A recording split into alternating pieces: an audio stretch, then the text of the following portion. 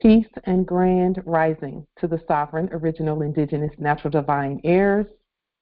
Today is January 1st, 1442 on the ancient moon calendar, 1443 on the ancient sun calendar, and 2023 on the Greco-Roman calendar. Yes, we are risen. We stand sovereign, holy, and upright, Islam. All rise and stand and remain standing into perpetuity. This is a sovereign, living, ancient Article 3, Moorish American Al-Moroccan Universal Court action. We are the sovereign, living justice in capitis diminutio nolo, in red ink, in propria persona sui juris, in proprio solo, and in proprio heredes. I am Pauline Denise Ritchie, in capitis diminutio nolo, in red ink, in propria persona sui juris, in proprio solo, and in proprio heredes, and my free chosen sovereign appellation is like Tajiri Bay, and it is also in capitis diminutio nolo, in red ink, in propria persona sui juris, in proprio solo, and in proprio heredes. All Moors are the original indigenous, sovereign, ancient Al-Moroccan, Moorish American descendants of the great pharaohs of Kemet and of the ancient Moabites and Canaanites. Our full faith and trust, our allegiance, our credit, and our energy are hereby vested in ourselves, for we are the people who are the original indigenous, natural, divine, sovereign ancient empire state for Morocco. We are the de jure Moorish National Republic federal government. We are Washington District for Columbia. We are the Universal Moorish American Consulate in the Article 3 Moorish American Consular Court. Today we are executing and exercising the law by our sovereign capacity, which is the original indigenous, natural, divine, sovereign ancient Article 3, living United States District for Columbia Court. And we are the sovereign fiduciaries, secured creditors, executors, trustees, ministers, possessors, and beneficiaries in this cause for action. We are peace. We are one nation, one state, one empire, and one God. We hereby accept our sovereign ascension, issue a universal creditor's bill for possession, which is 9/10 of the law, and custody, which is 1/10 of the law, against all judgment debtors, and exercise all sovereign rights at this time and at all points in time, nunc pro tunc. First, let me say I missed you all through this 3-week break that we took, 3-week adjournment. And I did get much needed rest, and I hope that you did too, and were able to catch up on some things. We are in the 10th day of our 40-day fast from all land animals. And that started December 21st, which is the winter solstice, which is our holiday, our holy day that we celebrate. And that goes through January 31st for our fast. So that will make it a 40-day fast where we don't eat any animals that have walked on the land, such as chickens, cows, pigs, turkeys, or anything of that nature. What we're really doing is ridding our bodies of the toxins, because we know that those animals have been under the control of others.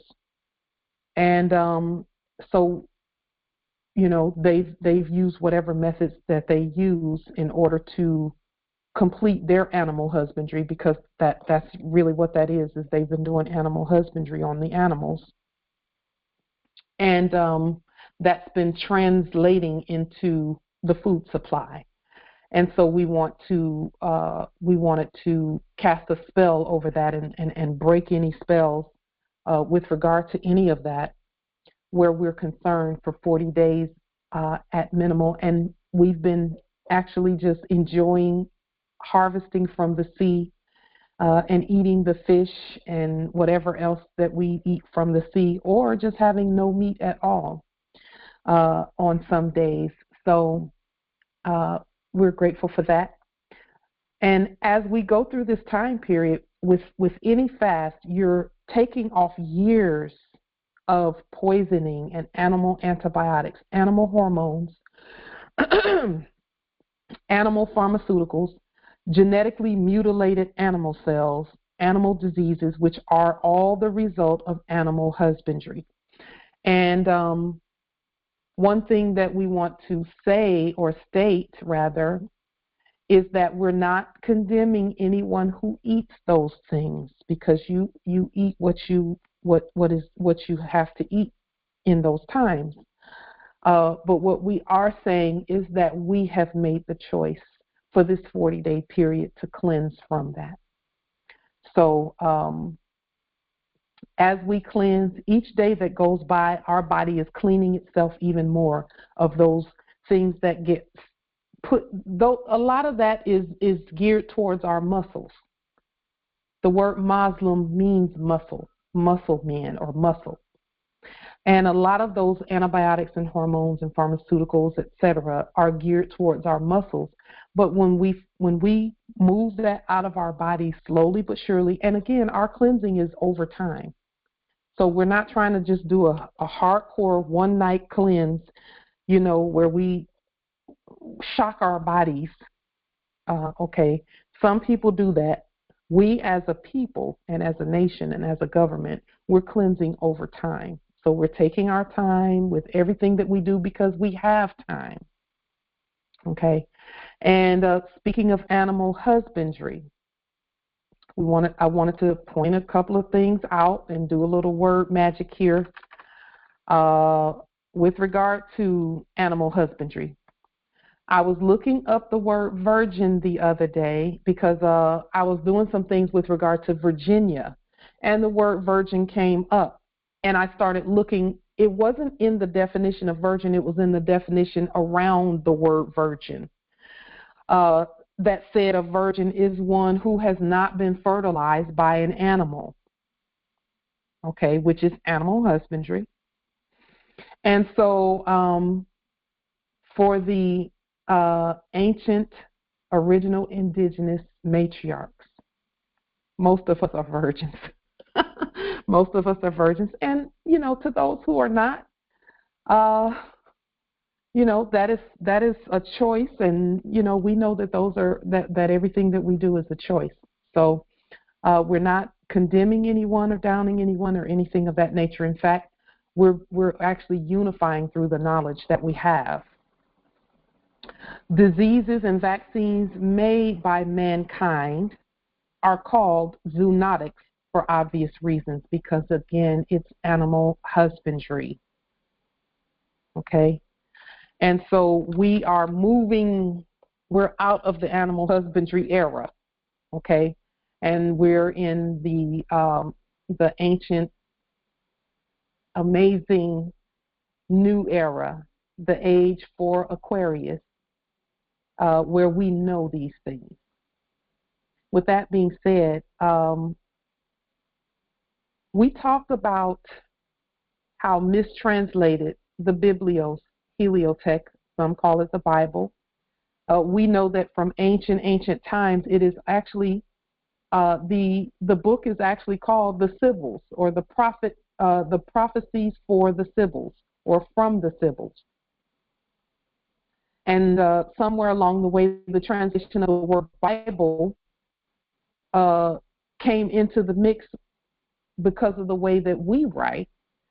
Those who don't know who we are, or they knew who we were, but they were wanting to hypothecate and fabricate our information, changed it from Sibyl to Bible.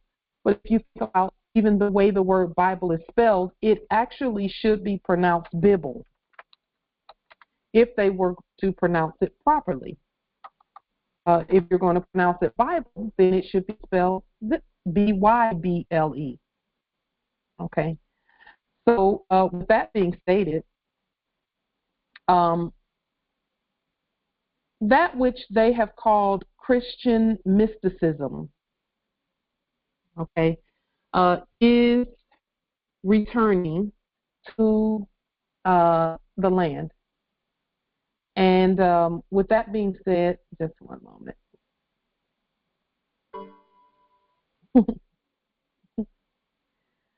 With that being said, what is Christian mysticism unveiled? Christian mysticism unveiled is what all of their 33rd degree, quote unquote, Masons do behind closed doors. And that Christian mysticism focuses around the Moors. Whenever you see photos of those doing business that were previously doing business as popes and this and that and the third, you would every now and then see some photo of them praying to the brown-skinned matriarch whom they call Madonna. And Madonna just means mother. And that is what they do behind closed doors, and it's called Christian mysticism simply because it was supposed to be a hidden mystery. Just means hidden. And so the rest of the earth, actually, it was not Christian mysticism to them. They continued to worship properly the great matriarchs, the spirit of the matriarch. And again, our sons have the spirits of matriarchs because we gave that to them as well. And we all share matriarchal and patriarchal energies. So, and there's no confusion there. There is fusion without confusion. Confusion means war. And we're not at war with our sons. We're not at war with our patriarchal energy. They're fused together as they should be.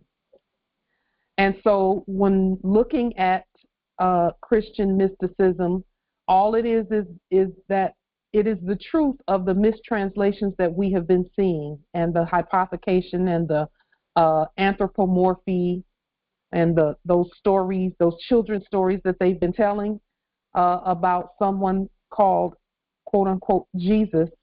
All it was is, as with all of the etymology and the words that we've been studying, is a space was missing, a letter was missing, or a letter was added, or something of that nature. And all we have to do is look at it, know who we are, and we will know how to make it uncorrupt.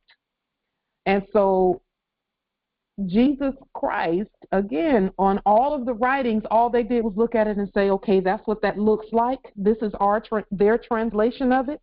When really, when it was originally written, we said, Je suis Christ. Or Je suis Christ. Je suis in French and Latin is I am. Je suis. I am. I am Christ. And so Christian mysticism is, it's no longer a mystery when we look at it. It's not a secret. And then this word sui, S-U-I or S-U-I-S, we're going to focus on that word a little bit today with regard to money, because our money is, everything about it has meaning. So we are in propria persona sui juris. Okay, so we're going to look at the meaning of that word and how we apply it and how our ancestors applied it where money is concerned. It's huge. It's huge. And so Christian mysticism, and I should have taken this whole photo, because this whole photo is called the Translation of Christ. And there are either 9 or 13 apostles around the matriarch here, and watching the matriarch transcend. Okay, so with regard to Christian mysticism, we stated it already on the public record that where we're going now on our land is this. In the past, the 501c3s, and we're talking about out there, the 501c3s, we're not talking about us, we're talking about out there, because we're not a 501c3. We govern 501c3s. And so out there, the 501c3 quote-unquote churches would always have pictures of a pale Christ, quote-unquote. And where we're going is that Christian mysticism, the book of Revelation, and all of that will it is now coming to life on this land where Christianity is concerned. And that's another reason why we don't demonize Christianity, because Christianity in its true form is the worship of the true Christ. So the true Christ and Christian mysticism is the very same Christ that they've been praying to in secret, which is us. Okay? So when I say that we created them, or when I state that we created them, that is actual truth, and they know that. Okay? So with that being said, with that being stated, I want to speak briefly about the courtroom, because courtrooms are that's our thing. That's what we do. We are the court. Just one moment. Let me just see who else I need to put out of here. Just a moment.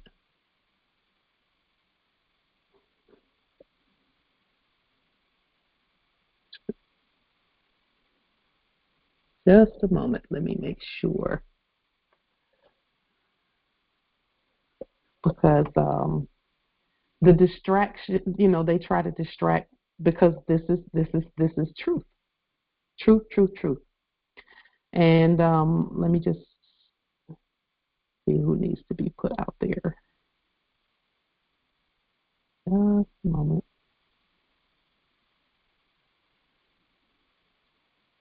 Okay. We have foreign hybrids that come in and do court jester-ish type things. So now, let me say this about Christian mysticism. It's no longer a mystery who the Christ is. And so here on this land, those who are doing Christianity things are going to have to face that truth. Okay? There will be no commerce, because that's what they were doing when they passed the plate, commerce. There is no commerce because there's no compromise on who the Christ is on the land. And so that's what's being manifesting and unfolding now, is either you have the right face up there, either the face of the Christ must be truth on the land, and there's no room for anything else. So, when we talk about, corpses leaving our land, that's where that comes in at. And they will do that themselves. We don't even have to get our shovels and hoist folks out. We just have to keep being ourselves and doing what we're doing, because we are who we are, and there's no two heads on this plane. The Moors are the head. We're the head of all. We're the popes. We're the presidents. We're the caliphate. We're all of that. All of those. So with that being said, because I was wondering about, the whole church piece, and because I have church, pastors and bishops and all of that in my family, and I was wondering, how are they going to be, how will they come to the truth? Well, they're going to see their own faces as the Christ, and that is enough to break all types of spells and programs and carrying on. And so that's another reason why the ancestors said, you don't have to force anything on them. You don't have to talk about it. Just wait, and it's going to manifest. Just keep doing what you're doing, and it's going to manifest. We don't have to win them over. We don't have to, because that previous system's done. So with that being stated, we are now talking about Christianity and courts. So we're always looking at peace tools, because I almost called them weapons, and they are weapons, but they're peace weapons because we're not at war with anyone. Another sword that you can use. See, if you'll remember way back in the day, those fake judges used to put their hand on a Bible and take an oath right before they sat down on the bench. They would put their hand on a Bible, raise their right hand, and take an oath. Well, they stopped doing that when corporate stuff kicked in again. And we have to put that part back in place, but it's not even really, it never really left. Let me put it that way. It never really left. The law has always been the law. It does not change. Okay. So I was looking through some of the, because I was listening to one of my kin who had demonstrated in a fraudulent court. He was assisting someone, and he was demonstrating in a fraudulent court. You know, that's what he chose to do. But he quoted the Bible in his documentation, and he actually he was successful, very successful in that one instance. And so this is what he pointed out to me, and I want to thank him. I won't call his appellation, but he pointed out 1983 being the year of the Bible. And what we do know about the Bible, again, we wrote it. We wrote the original one, not the fake fraudulent one that we have to keep editing, you know, back to what our ancestors and the intended use of it is. But here, and I'll put this link in the chat, there was a resolution enacted. We know it's acting. Here, let me put that there. We know it's acting. There was something enacted, and it was in the language they specifically put that it's a request. Okay, and this request made it. And now don't be mistaken. No one's pushing anything, you know, colonial onto anyone. We're actually pushing this on to those who are supposed to be those that we wrote it for, because this is another constitution. It's another trust document, and we get to edit it according to our status. And so mankind rises and falls by the word from his master, which is we are the masters.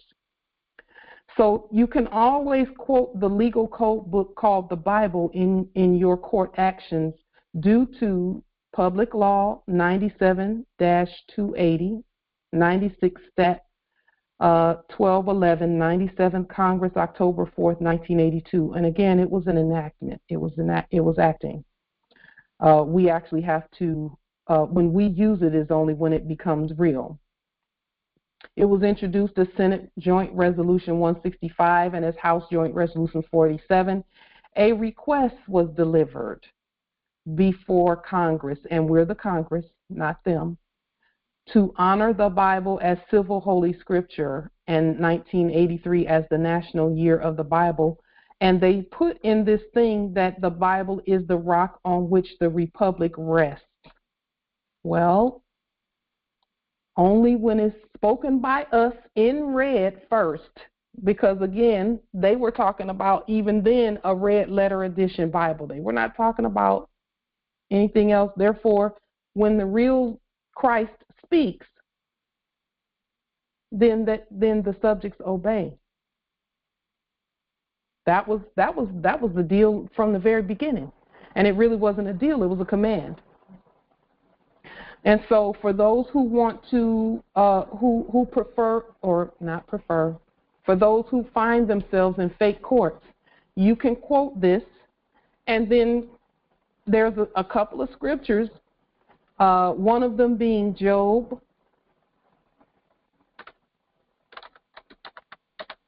the 32nd chapter, verses 21 and 22, but it's in certain, it's only in certain Bibles, certain versions of the Bible, where it states that we do not accept the person of any man. Yeah, Job, and here it is right here on the screen. Let me put this forth, because see, whenever people go into fake courts, okay, all they're doing is trying to get you to accept the all caps that is not you. And so, again, we're giving you tools that you can use if you choose to go in there, or if you choose to help someone or assist someone going in there. Here it is right here. Let me not accept any man's person. Okay? So as either from fear of or respect to any man to speak otherwise than I think. And in some versions it says, not to accept their person, nor give them any titles. Okay?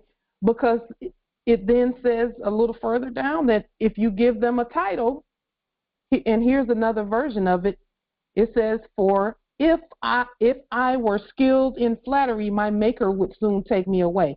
In other words, if you give them a title and you call them something like a judge or this or that, then that makes them your maker, because they've crafted a person that they're trying to get you to accept. And if you give them a title, then you've done that. So you quote this. And again, you're using the biblios to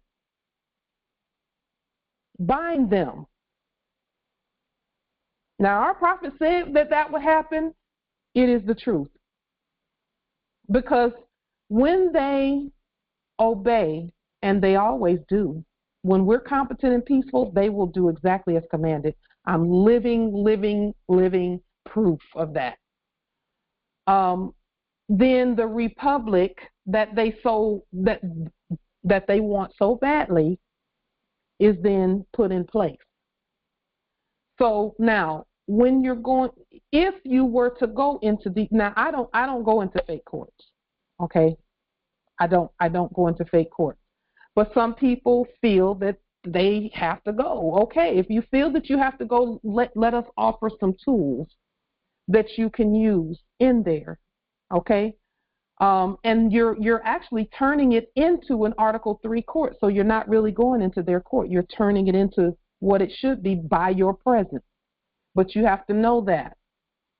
And so whenever you're going in to assist others, here is another term that you can use, Moorish amicus curiae, because we have, in the testament that the Moor was giving about going in and assisting someone close to him, he wanted to assist them because they had no clue about anything in terms of this whole fake corporate court thing.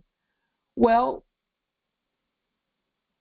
they kept trying to pin him by saying, do you have a bar card? Are you a part of the bar association? Do you have a license to practice law? Now, we issue all of that from our sovereign state, which makes it completely different from what they issue. In fact, it's a creditor instrument when we issue them. Because we are, again, the sovereign law Yahs. Law Yah is Lawyah, which means the God, the law God. Okay, and we've talked about that in past videos. So Moorish amicus curiae can use this strategy to bind anyone attempting to pretend to be something that they're not. Fake prosecutors, fake judges, and all of that, no. They're none of that. They're subjects to the Moors. Okay, and so this is amicus curiae. It means a friend of the court, but let me tell you that it doesn't say which court. And so whenever you use it, you're actually a friend of the original indigenous sovereign ancient Article 3 court. And that's when you're going in to assist others. But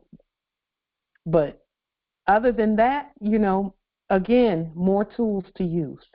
Okay? We don't go into those courts because we know that we are the court, but some Moors haven't gotten to that point yet. Okay, let's have some tools. Let's have some tools, to use so that you're protected. And then again, whenever you go in, the protection of this state is yours. Islam. And, in addition to advocating for an outcome through briefs, amicus curiae sometimes participate in oral arguments at court. You must make the court yours first, simply by statement. And this language up here at the top is a good way to start all of that. All rise and stand and remain standing into perpetuity. And then you tell them what court it is. We've done that many times. So we just wanted to put that forth so that those who are we want protection for everyone, and it's not that we want it. We are protection for everyone, and when I say we are, all of us are. We're protection for each other, and so this is another piece that you can use. Now, in moving on, I wanted to show you a couple of other things about things that are manifesting and tools that we can use and things of that nature. So we know that there had been an enactment of a war, and with regard to quote unquote those pretending to be Russia and pretending to be Ukraine and all of that, and they were using that to push the fiat piece. Okay, quote unquote fundraising and all of that. Well, why did the enactment of fundraising for quote unquote Ukraine suddenly stop? Because it was there for a moment and then it stopped, and then they had the actor come over, go over to corporate fake dead Congress and plead for more fiat. Well, why did the enactment stop? It stopped because it was a setup by the actor Putin. See, the Ukrainians, they worship the true God, which over here they were calling that, and over here, not over here, but in corporate courts, churches, they were calling that Christian mysticism. But all of those Ukrainians, quote unquote, who came here with their religion, with the worship of the Moors as God. And that is what the subject Putin was trying to do, was send out people so that the truth could be punctuated here about who the real God is. They were being sent to this land to state the true Lord and Savior to the commercial Christians and let those commercial Christians know that time is up. Okay? And when I say commercial Christians, I'm talking about the ones that's always passing the plate with that fiat going around everywhere. And the only thing that they're interested in is the movement of fiat. They're not even interested in helping the people or anything like that. And that's not all Christian churches, but that is some, many. Okay? And we're not mad at anyone. People were doing things because the Moors were not speaking, and now we're speaking. So all of that stops. And there is a church in Canaan land that I just so happen to be watching a news story, and I saw this come up. This is the name of the news story right here, and it was about, this was about a child, and something had happened to someone's child, and they were showing the funeral of the child at this church in Canaan land, because this child came from quote unquote Ukraine. And this was the scene at the funeral, which was widely broadcast all over the place, everywhere. And as you can see, the Moorish God is present. And this is right here at Canaan land. This is on this land. So this is something that they would not have put forth before. Okay. And then if you look over here in this corner, he's got those Greek alphabet. It says Alpha and Omega, the beginning and the end. Right over here to the left, or the right rather, on the screen. And so, in this church, we were not, none of us were present. It was all hybrid, the hybrids, the subjects. And so, they know over there, this is what they're accustomed to seeing as the Christ. At Russia territory, at Ukraine territory, Poland, Australia, New Zealand, everywhere. This is who they're accustomed to seeing as their Christ.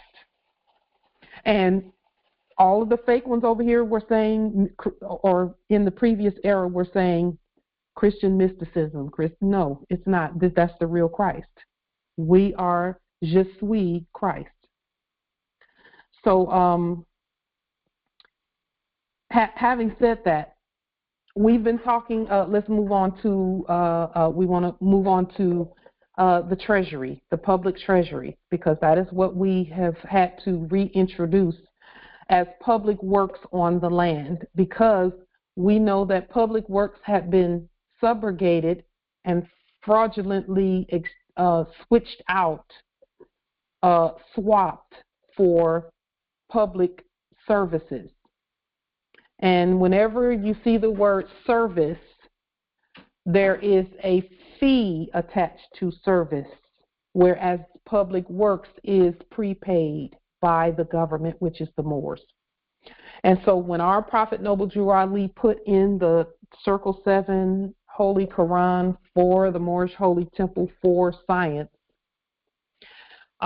it was taught, he said, a servant is worthy of his hire.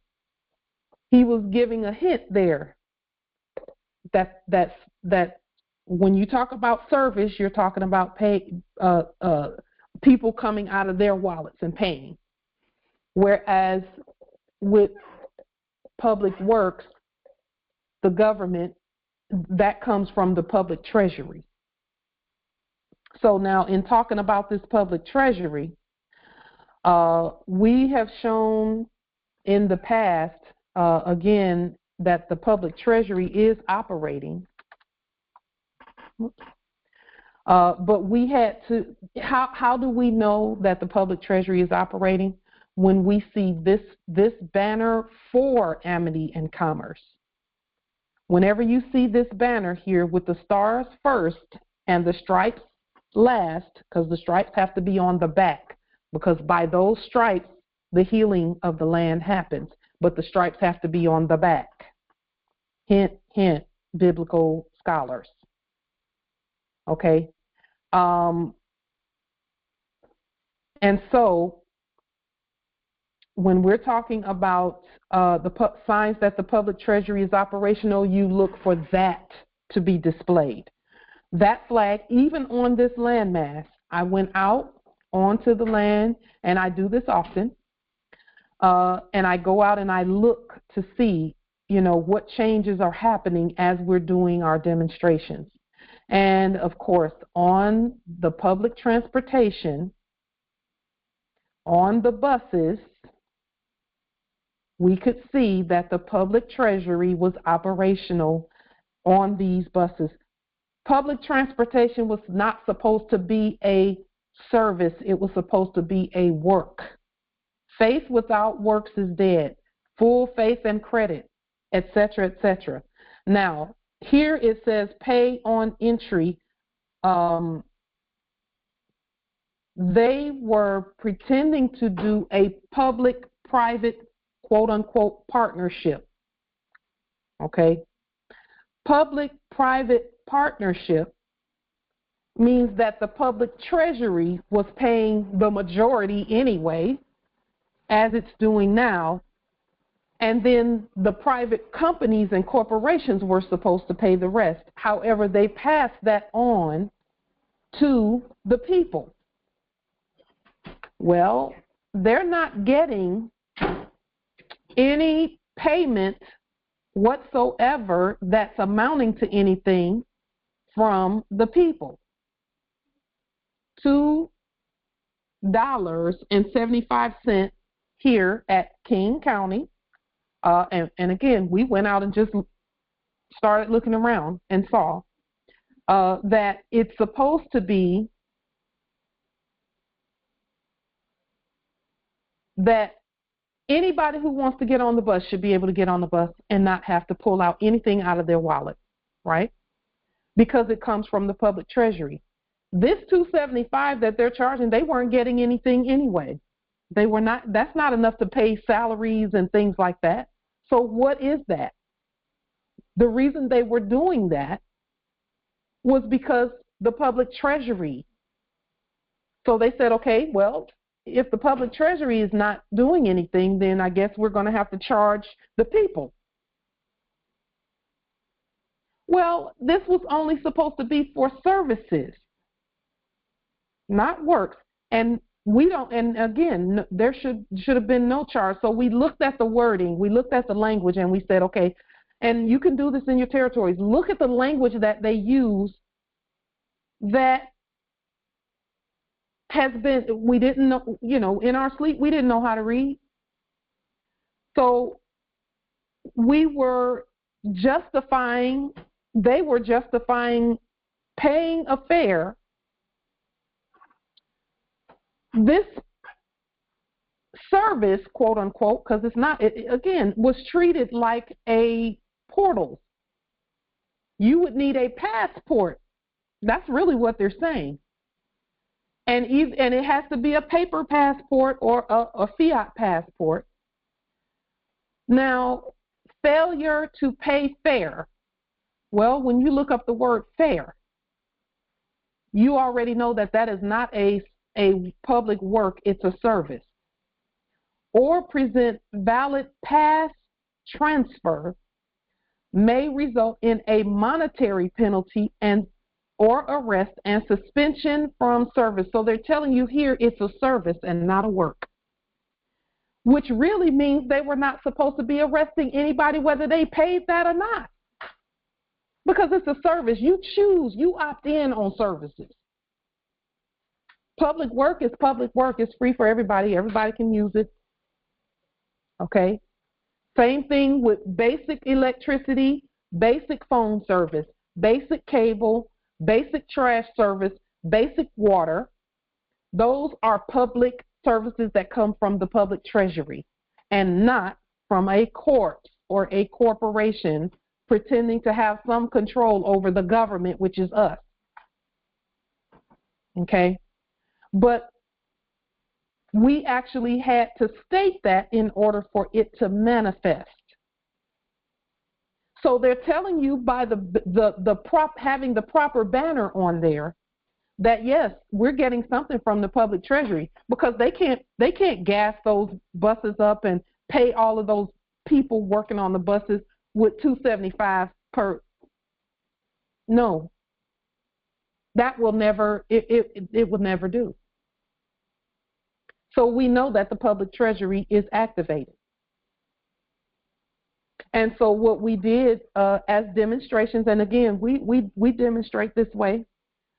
We go out and we would just get on the bus and sit down, because I don't have any fiat. I don't have any. I have delarium in my wallet, but I don't have any fiat. So I would get on the bus and sit down, and I noticed something, because see, the ancestors were having us to just look and just watch and observe and see, and no one said a word. And other people would get on and they would put something in there, but I noticed that whenever they would put something in there, the people would hand them, they would say, hey, do you want to transfer? Do you want to transfer? So that means that they're taking you out of one jurisdiction and transferring you into another one by your consent to use their fiat. Now, I spoke to someone who worked in bus services like that, or bus work, public works, public transportation works. And they said that after, quote unquote, COVID, during and after COVID, was when they were told that if someone comes and they don't pay, you can't turn them away. And so that's why nobody said anything when, and I got on several different public transportation conveyances, and no one said a word. And I've done it several times, several different days, and no one said a word. And people would get on, and half would pay fiat, and others would just get on. And so it is just a matter of, do the people know that things have changed? Do they know? Yes, some people know. Some people were just thinking, I see people getting on and not paying, so I'm going to get on and not pay. Well, we were specifically doing our research there and had it affirmed that nobody should be turned away from a public work. And it was only the ones who paid that they, quote unquote, downgraded to a transfer and said, hey, do you want this piece of paper that says you can get on other buses? Well, I was able to get on other buses without the piece of paper. So what are they selling you really? But again, we have done proper notification at the territory, and we've talked about that. These documents and things that we've done hundreds of videos on documentation, and we've sent our court actions and all of that out so that we felt, okay, let's demonstrate it and see if they got the message, the affidavits, and they had. And so, proper notification. Notify. Okay? And all on our land, no one is to pay for public works. No one. Even with regard to electricity and utilities and things like that, whenever they offered a quote-unquote service, and this is even at the post office, and we're going to prove that, even at the post office, a service was supposed to be some type of a special upgrade where the basic service was basic, and then there's these fabulous upgrades that make everything so comfortable, la la la la la. We can include that in public works. We can get we can do better than that with public works, with the public treasury. We can do even better, because we have no limitations on the technology that we can use, and there are no limits. Anything that's out there already belongs to the public. Even if they have a quote-unquote patent on it, we've already talked about that, where we placed a solid lien on the U.S., quote-unquote, U.S. Trademark and Patent Office, which that's not who they are. Those are subjects. We're the Patent Office and Trademark Office.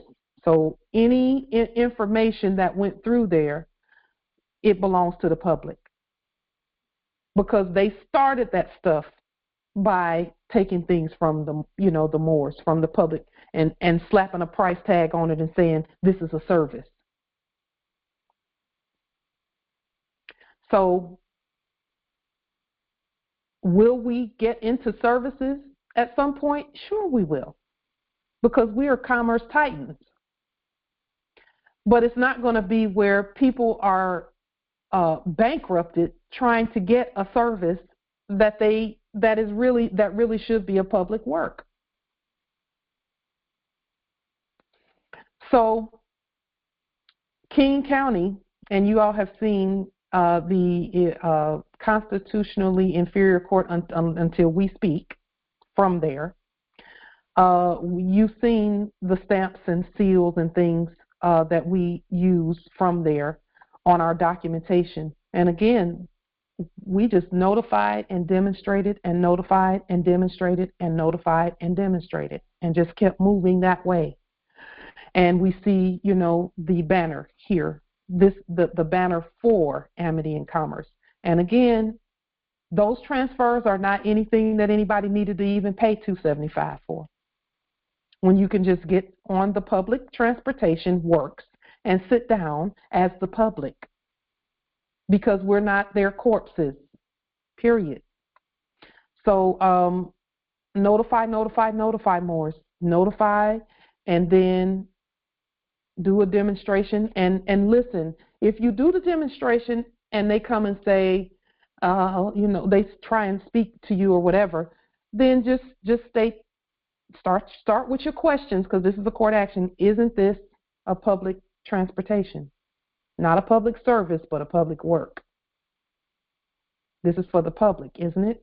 And if they say, just get up, walk out, that means some more notification needs to be done.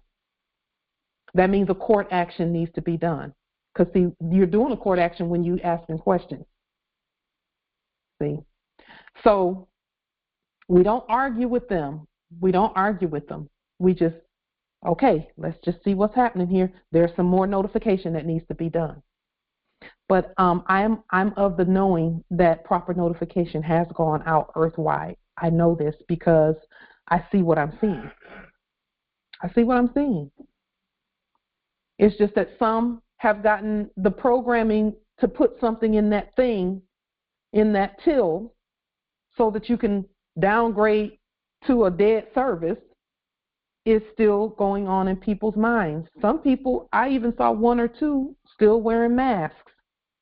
And I'm like, all these people walking around here without a mask, and this one still wearing a mask. But hey, we never know. They may have a medical condition that requires them to do that.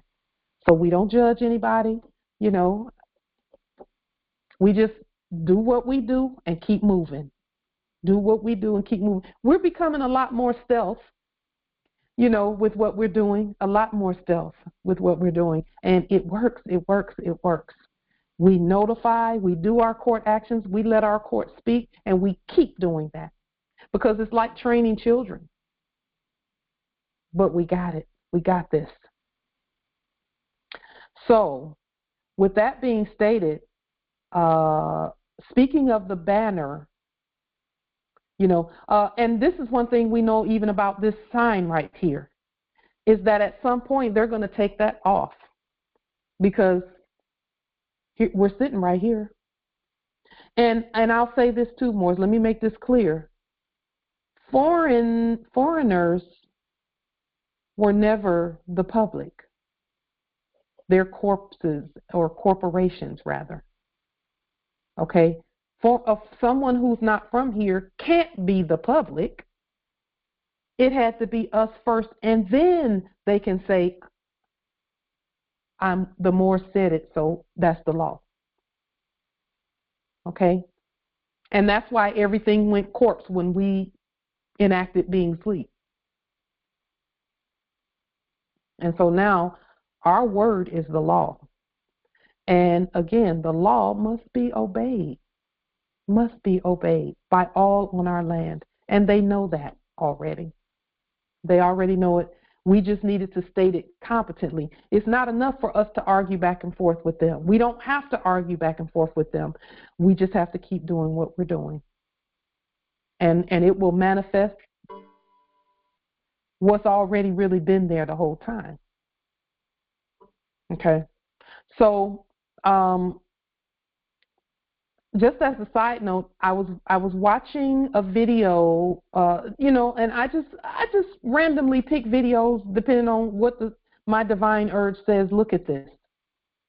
And speaking of the banner for Amity and Commerce, this is a photo that is at a museum in the Azores Islands And the Azores Islands are in the middle of the Atlantic. It's 9 islands in the middle of the Atlantic Ocean.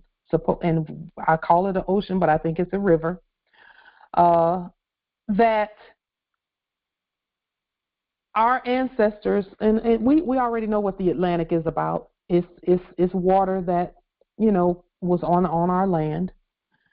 And just like, and the Pacific is also. But this is a fleet of our planes at the base of a pyramid in the Azores Islands with our banner on them, our banner for amity and commerce. Okay, and I'll make it a little bit bigger so you can see the banner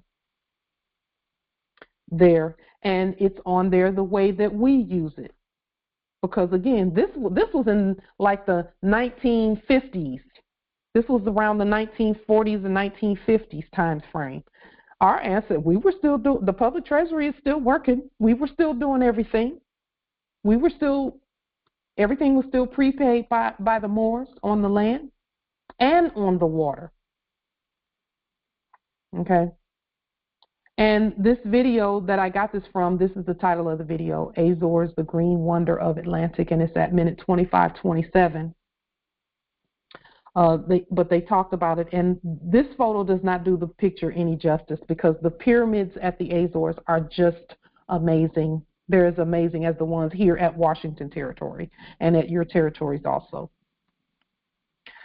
So, yes, we're everywhere. There's no place that we were not. We've always been here. Our commerce, we've always done that. All they did was turn everything backwards and upside down. Period. Okay? And so all we're doing is uncorrupting what's been done. And we can see clearly. This fleet belongs to the Moors. Period. We've been had planes and things like that. We've had that stuff since time immemorial, really. So, having stated that, let's move on to a little bit more word magic, just a little bit, because I want to bring out some things with regard to our bond process and all that we're doing there. We're not going to be, and I'm grateful that the ancestors, I think they were just testing me to see and they know I'll do whatever. They know that already. We're not going to be accepting anything via Cash App or anything like that right now because the ancestors. Yes, the flag is, yes, Justice Dawood. That's our banner on the nose of the plane. In fact, let me just take a look again. Yeah, there it is. And so here, let me make that a little bit bigger so we can see. I just want, I wanted to point these things out because the ancestors keep showing me that what we're doing is exactly what we should be doing because we're turning back the clock on the foolishness, but moving forward at the same time. And there it is right there. On the nose of the plane, this banner right here. And the stars are first. And the stripes are on the back. Okay, so with that being stated,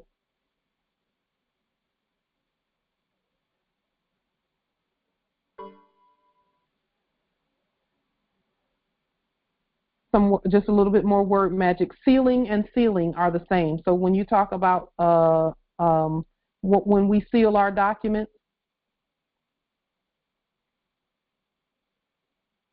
that word and the word sealing, like the when you look up, you see the ceiling in a building.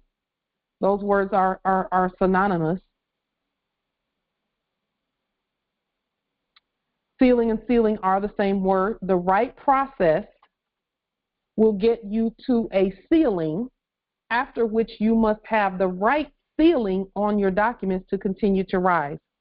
So we could rise in the quote unquote fictitious corporate world when we were out there in the dead space out there. But it was only after we proclaimed our nationality that we soared high above and beyond the corporate ceiling because of the seal that's on our documents, and most notably the right red thumbprint, because that's the highest seal in heaven and at earth. And then the word hand, because our court hands down rulings. We hand them down to inferior courts. So whenever we issue a ruling and we put it on the public record, that's handing it down to all courts on the land to enforce. Hand means to take, to seize. See, we thought the hand was just this, but that right red thumbprint is part of something that can take and seize. Okay? And then we are,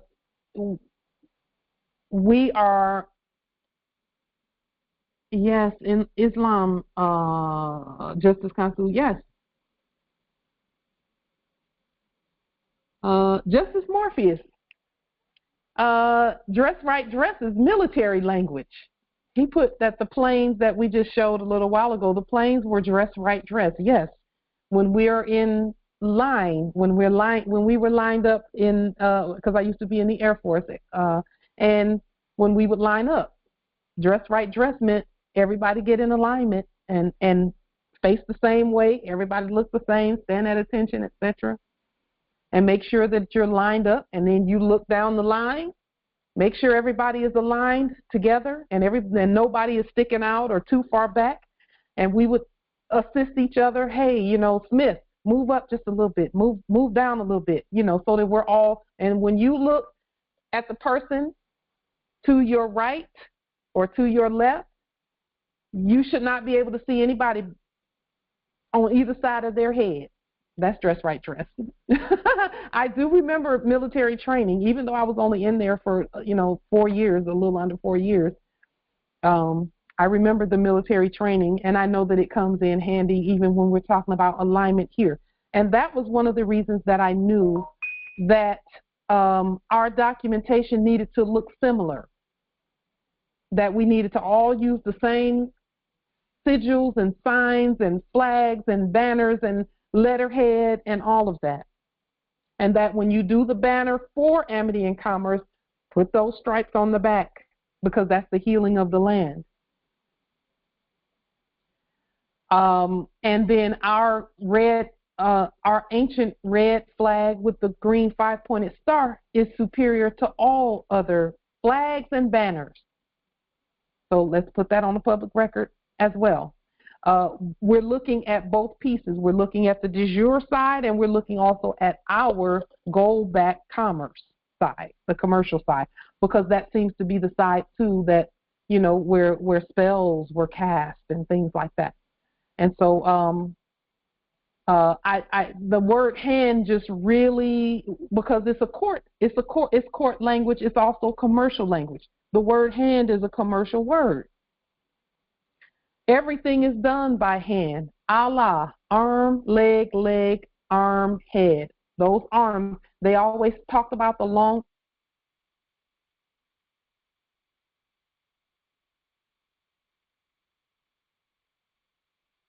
And what I'm really importance of whether to shake hands or not, because we were taught in that court world, to shake hands. Well, we didn't know at the time that we were contracting when we did that. And that's why when you go to the places like the quote-unquote corporate Middle East, like Dubai and different places like the corporate places, they don't shake hands. They don't shake hands because they know that's contracting. And they got that from us. Now, can we shake hands with each other? Yes, all day, every day, because we have a bond together. We're a nation. We're the government. We're the state. We're the Congress. All of that. So we shake hands. We hug. We do the two kisses, one on one cheek and one on the other. I remember the first time one of our teachers did that, and I was like, okay, it just took me to a different place, because I'm not used to that. I wasn't used to that at the time, of putting your right cheek first and then your left cheek, and so our appendages, these hands, are worth trillions upon trillions upon trillions, and that's why these principles are so important. Because something as simple as a handshake, and you've contracted away something that you didn't intend. In our sleep, they had us, like I used to work at corporate offices and things like that in my sleep, and they had us shaking hands, but then in the military, you didn't do that. In the military, you didn't shake hands like that. You had decorum, you had protocol, And so with each other, again, we greet each other how we're led to greet each other, because that's what we do. We're absolutely one, But then when it comes to, the only time we're even speaking to foreigners is, first, we're doing a court action, and second, we're not contracting. So we're issuing commands. We're like, okay, the command, court action, questions, interrogation. An interrogatory statement is actually a question. But for us, it's an interrogatory statement. That means we're not going into a dead state. You're going to come into the living state and be subject here. And that's, where foreign matter is concerned, So, handcuff. To fasten someone, it says, I found this just fascinating. Either of a pair of connected rings, a ring. With this ring, I thee wed. And that's why they're rings that can be locked about the wrist of a prisoner to keep him from using his hands, or to fasten him to a policeman. To fasten him to a that means, okay, somebody got a contract somewhere, okay. And then when our courts hand down justice, the constitutionally inferior courts, our rulings are transmitted and justice is conveyed according to due process, because we are the hander, okay. And that's why we don't take papers from them. We don't, when they're trying to hand you something, say, here, we don't take that. Because whoever it is that's doing the handing is the one who hands or transmits or is conveying the energy. Okay? And so some have said, why don't we take anything from them? What is that about? This is what it is right here. Just one moment. Let me make that a little bit smaller. Move it over. Okay. The hander, the one who transmit is a financial term. One who conveys, that's financial. It's also estate language. And right then, either you're shaking hands and contracting, or you're handing down the commands and the court actions, etc. And this is actually, they called it a handshake, but it's not a handshake, it's a hand fast. They're fastening themselves. A hand fast is a clasping of hands to bind a bargain or a contract, especially of marriage or betrothal. Hand fast, that's when you grip the hand, and when you see those that were previously acting as world leaders, that's the first thing they would do is clasp hands and shake. Okay, that means that you're betrothed and married. And that's another reason why we had to stop looking in that funny mirror and see that, no, we're not going to go into the funny mirror and shake hands with people in there. We're out here in real life shaking hands with each other. Okay, other Moorish nations. Okay. Hand fast, that's a noun. It's a noun. Okay. Are there any questions or comments with regard to anything that we have stated thus far? Just one moment, let me. Just one moment.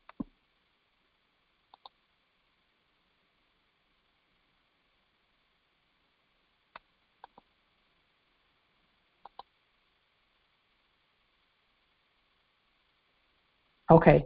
Are there any questions or comments regarding anything that we stated thus far?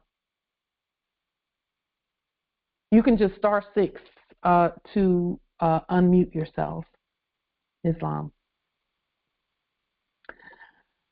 And then we'll continue. Hand fasting. It says hand festa, to conclude a bargain by shaking hands, betroth.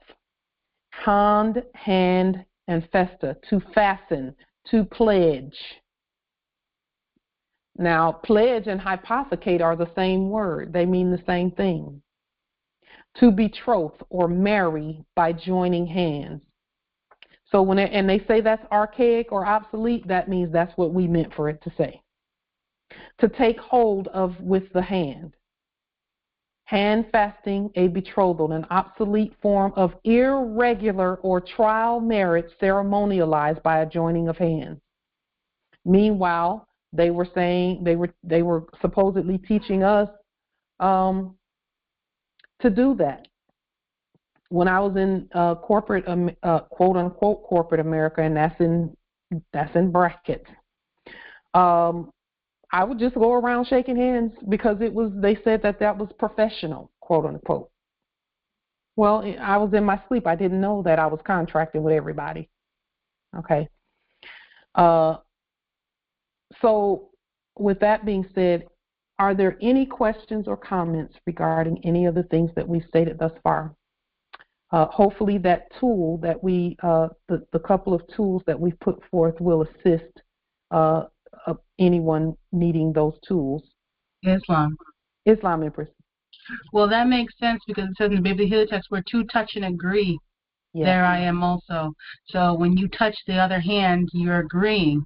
Yes. And then when you do it with the Moors, God is there also. But when you do it with the others, the corporate fictions, God is there because you are, but you are also agreeing to be there with them in their corporate contract. Yes, and when you shake hands with them, there's always an exchange of fiat attached to that somewhere along the line. And if nothing else, there's a jurisdictional statement being made that you agree to be in that jurisdiction. Because you're welcoming that energy, and some may say, well, are you saying don't ever shake hands with foreign hybrids? You do as you feel. You're sovereign. I can't tell you sovereigns what to do, but I tend to stand fast on what I know because it's when our guard came down, quote unquote, and we got comfortable that the hypothecation, and I'm comfortable either way, but I don't, and when I say either way, I mean in terms of if others decide to shake hands with, or whatever, hey, you do what you're led to do. But we know that there's a certain way that this estate is to be run, and we cannot continue to be so lackadaisical that we don't stand by what we know. Because I've been watching both out in the territory and YouTube and other places, and I see that the foreign energy is very disarming. They disarm you so that they can pick up arms. And it's not a contest. It's not even we're not even at war. So why their arms? They'll have you laughing and giggling and all of that stuff, and before you know it, you done contracted, and then they leave and the boot comes. The military boot comes. And so we tend to just, hey, we're going to stay uncorrupted and keep our documentation and paperwork doing what it's doing, because the estate is here. It's here. And it will always be here. Islam, Empress. Well, because you was reading about hand rings, betrothing, and things of that nature, which I was on some social media earlier, and we all know sometimes what looks like kin isn't necessarily kin because of, because they don't know. Yes, that part.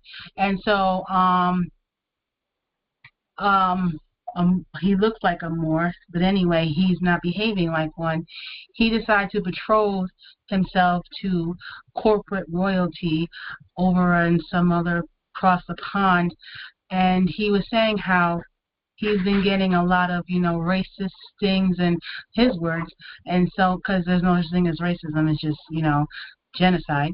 And so, I was meditating on that earlier because, quote unquote, the corporate families, knew that if the two, one and the other, was to join, that would be a huge grievance to God. And so, now persons, they take part in, like shaming them or saying derogatory things to them, rather than speaking the truth and stating the fact that it is unholy and, it is not for you to take that yoke and, that and the betrothing of blood that is not of your own. Yeah. Instead of just stating the truth. Yes, instead of just stating the truth of facts, they come with other things, and, whether it's, they call it racism or bullying or whatever, what have you, the point is, to the point, it's not supposed to be. And if they just stated as such, but that would be more of the unveiling of the facts of truth, that we are God and we're not supposed to, yoke ourselves with anything other than that, God. Yeah. Yes. And though that whole racism piece where they're, where people are being denigrated on their, in whatever environments they're choosing to be in, that's actually a wake up tool. They're trying to get them to wake up. It's a wake up tool. To try and get them to wake up and realize that, well, there is a difference. There is a difference in dead corporate capitalism and living commerce. And they need to wake up and find out what it is and why it is that someone can call them niggardly on the job and get away with it.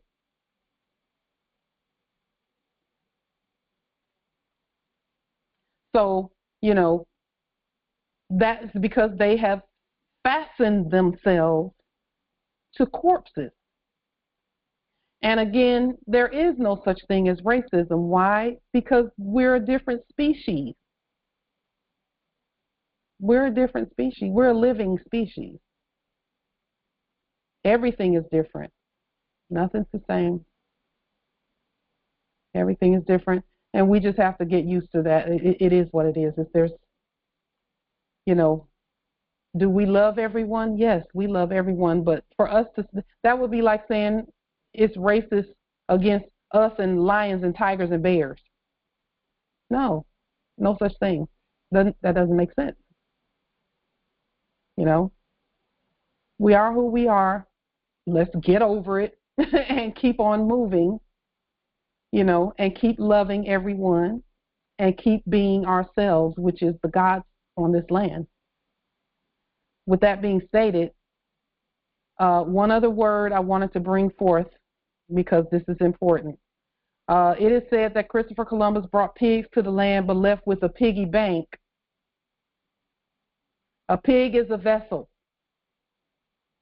He came here with empty vessels looking for souls and looking for estate. And when I say here, I don't mean here, I mean there, wherever he supposedly went. But pig means vessel. That means it's the same as a ship. And when our ancestors were talking about don't eat pigs, they're just saying don't eat vessels. Don't eat vessels. It wouldn't hurt to, leave the pig alone too. But that's what a pig is. It's the same as a ship. And then the reason that's why the word piggy bank has always been around. Because whose vessel is it? And if it's an empty vessel, you can fill it with whatever you're going to fill it with, and that will tell you what kind of bank it is. Just thought I'd bring that forward. So Islam, Islam Empress, go ahead, and I'm actually going to. Oh, but more towards the piggy and bank, they just separated, and because the piggy being on the bank, which would be their corporate bank, which would be where they did their trafficking and their networking and their collusion and their antitrust and all of that corporate stuff in their corporate banks with their corporate piggies. Islam.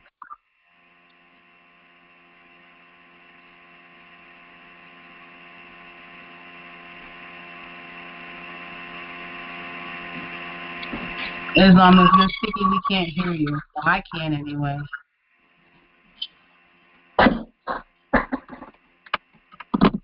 Can you hear me, Empress?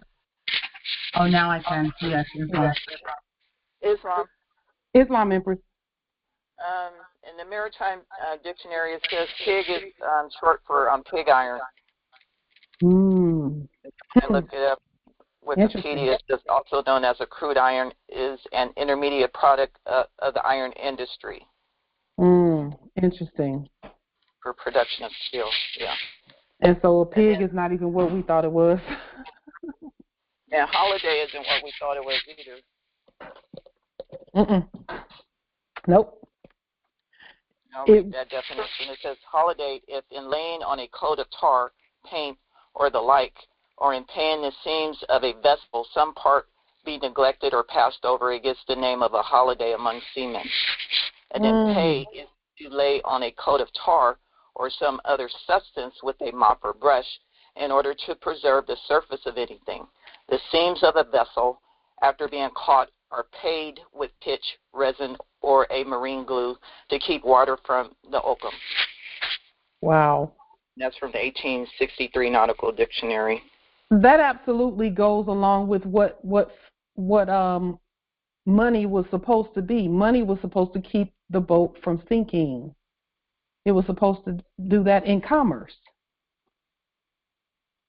Because you're saying pitching where there's wear and tear, so that wear and tear does not cause the boat to take on water, and that's what money was supposed to be. So we're restoring that because fiat doesn't do it for us. It didn't even do it for them either. It really didn't. I mean, to be honest. You know what? That's a good point, Empress. That's a good point. Can't argue with that. They took on a whole bunch of moves, huh? Yeah. So. Yeah. Islam nobility. Did I hear someone say it? Okay. So now, speaking of vessels and the Treasury bond program and all of that. Again, as I stated earlier, we're not going to be taking any. We're not going to be taking anything in by Cash App or anything like that. The ancestors, I think they just wanted to see if I would do it because I have such an aversion from, I have an aversion when it comes to anything that resembles the past era's commerce and taking things from the Moors. There's something in my spirit that just doesn't sit well, but I know there's a thin line between that and where we're going and what we're doing with our own money. So the ancestors have affirmed that we go ahead and implement the Treasury Bond Program, but we're going to do it not by taking anything in on Cash App or anything like that, but by creating bonds and sending them out as due process, as well as going over the documentation, which shall be done and placed on the public record by our court, because we are the Treasury and the bank. And again, we know it's by our signatures that everything was done anyway, by our autographs. This must be done prior to the collection of banking credits, so we will not be collecting banking credits until further notice. That was a relief when I heard them say that. I think they just wanted to see if I would go, if I could get past that aversion, because I know at some point we do, because we have our own money. Part of the documentation includes the liens, so part of the documentation with regard to the bonds includes liens on all property previously claimed by courts as pretending to be banks. We've done that. We placed a levy on all banking property, systems, airspace, grids, and all other. We've also issued spoken licensing, a universal banking systems bond, and universal insurance by indemnis facier on all financial transmissions, actions, property, and all other.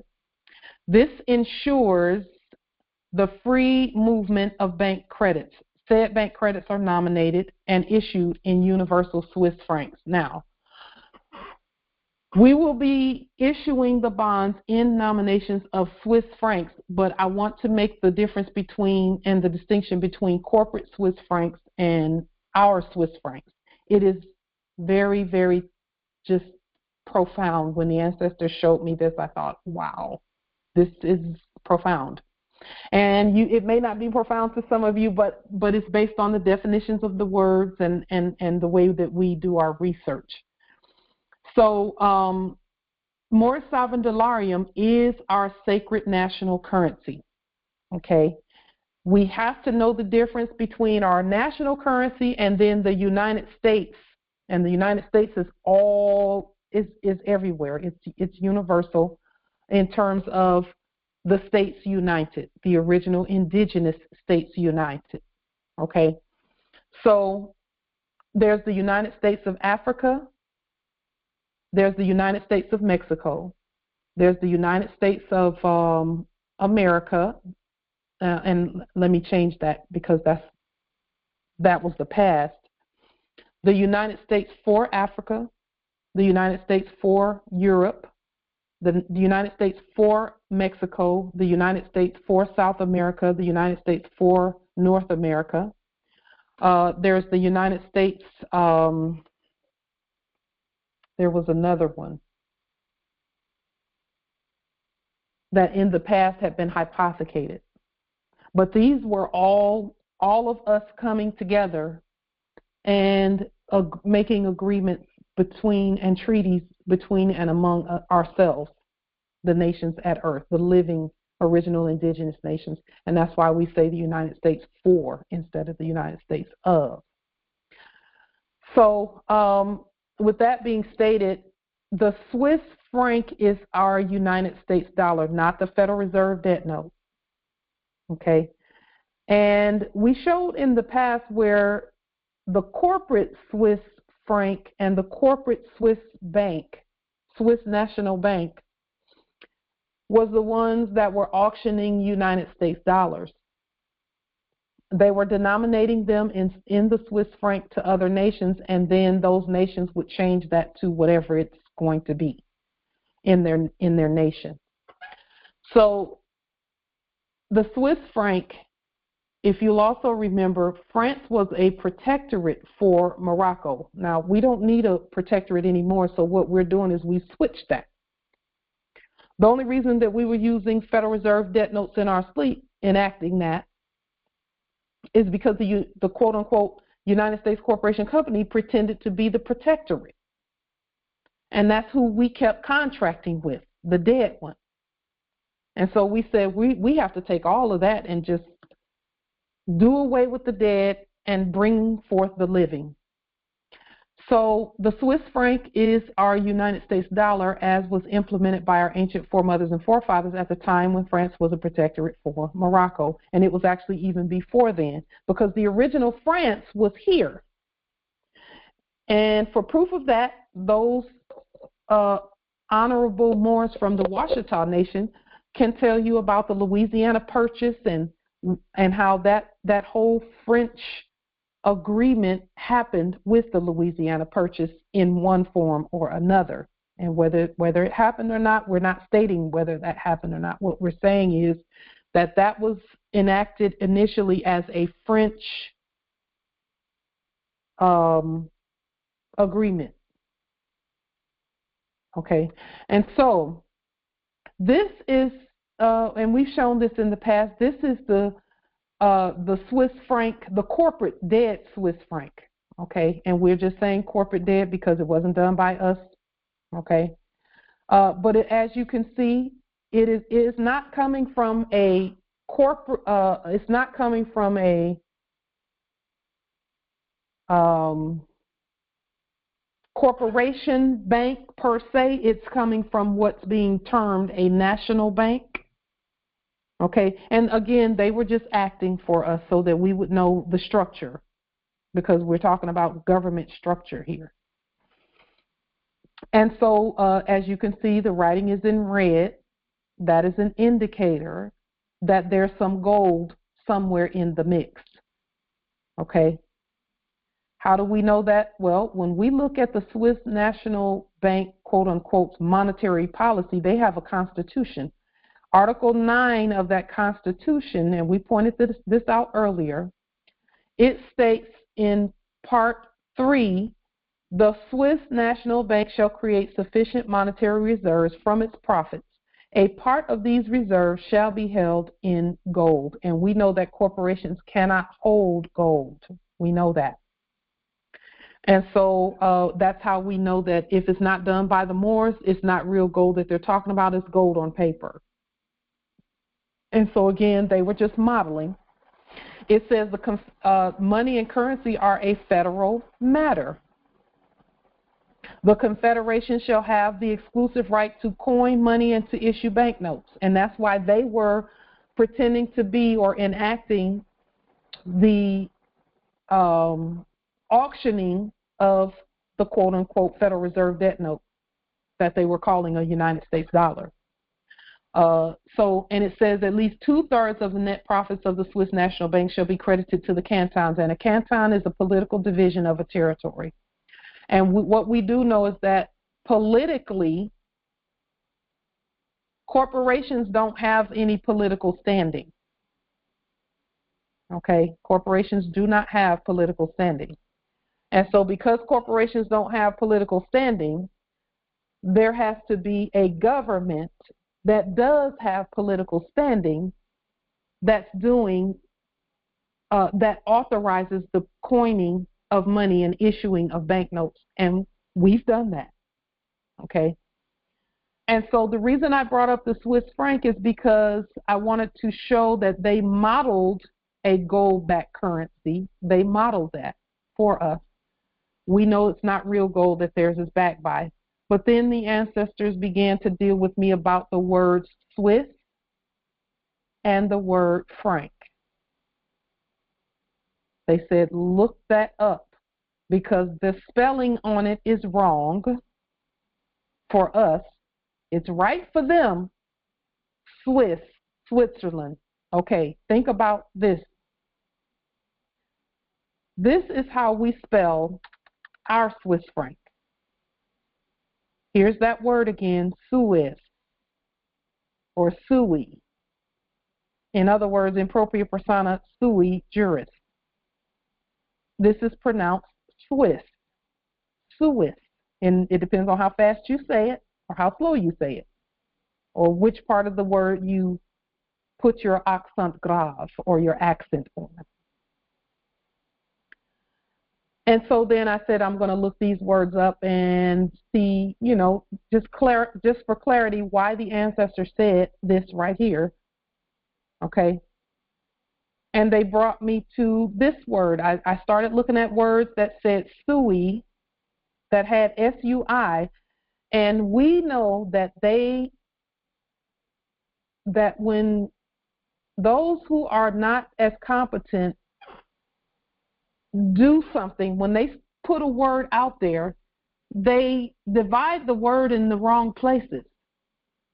So here, this word suicide came up, and I found it to be just fascinating that they first separated the word S-U, and they put an accent grave there, or an apostrophe in French. And they put that there to separate the word in an incompetent place so that it wouldn't be sui. It says sui means of oneself. And then I thought, well, suicide, why would they point us that way? It says here, by extension, destruction of one's moral, social, political, or business or commercial life by one's own act, i.e. the acceptance of fiat instead of something that we create ourselves. Ruin of one's plans or interests because of one's own neglect or action. Okay, we're not doing that. We're not doing that. We did it previously. We enacted that previously. Who knew that that was also meaning the same thing? Destruction of one's moral, social, political, or business life by one's own act. Continuing to contract with them is suicide. It's political, social, national, commercial, etc. And we don't do that. We don't do suicide. So I found it interesting that they use that this is part of that meaning. So then I looked at other words where sui is concerned and came across this word suicism down here at the bottom of the screen. Just one moment. Suicism, egoism, selfism. And we know that that is what caused in the anthropomorphic allegoric stories of the bibliotheliotech, as it were, the one that we've been looking at, that egoism is how the fall happened. And that's another reason why we say what we say about ego. That's like, keep that far away from us. It served its purpose in the last era. We needed ego in the last era to get through that time. They called it confidence. Well, that egoism is not necessary because now, with the flick of our pen, we can do whatever we want to do. Or not want to do, but whatever we desire. So we don't even need ego anymore. Because we actually have the authority now that ego was pretending to have. We would get on those jobs in that sleep, get a little title or something on the job, and some would just go to town with all of that. We don't have to do that. We don't need that. So ego can stay in the last era, unless in this era, it's efficacy. Efficacy. Efficacy is you get your confidence by what you demonstrate. That works a whole lot better than egoism, suicism, or what some call, what do they call it? It's not efficacy, it's the other word. I forgot the other word. Because this is probably something that has not been focused on. But again, suicism, egoism, it's obsolete as a word, which means that's what we use when we use that word. Okay. Sui generis, of his, her, or its own kind, singular, unique, in a class by itself. And again, we know that foreigners wrote these definitions, so they say its instead of his or her. They say its, of its own kind. They include it in there. Let me put it that way. Of his, her, or its own kind, because animals cannot actually be sui generis, because that indicates that they've done something of their own volition, and they can't. They have a creator.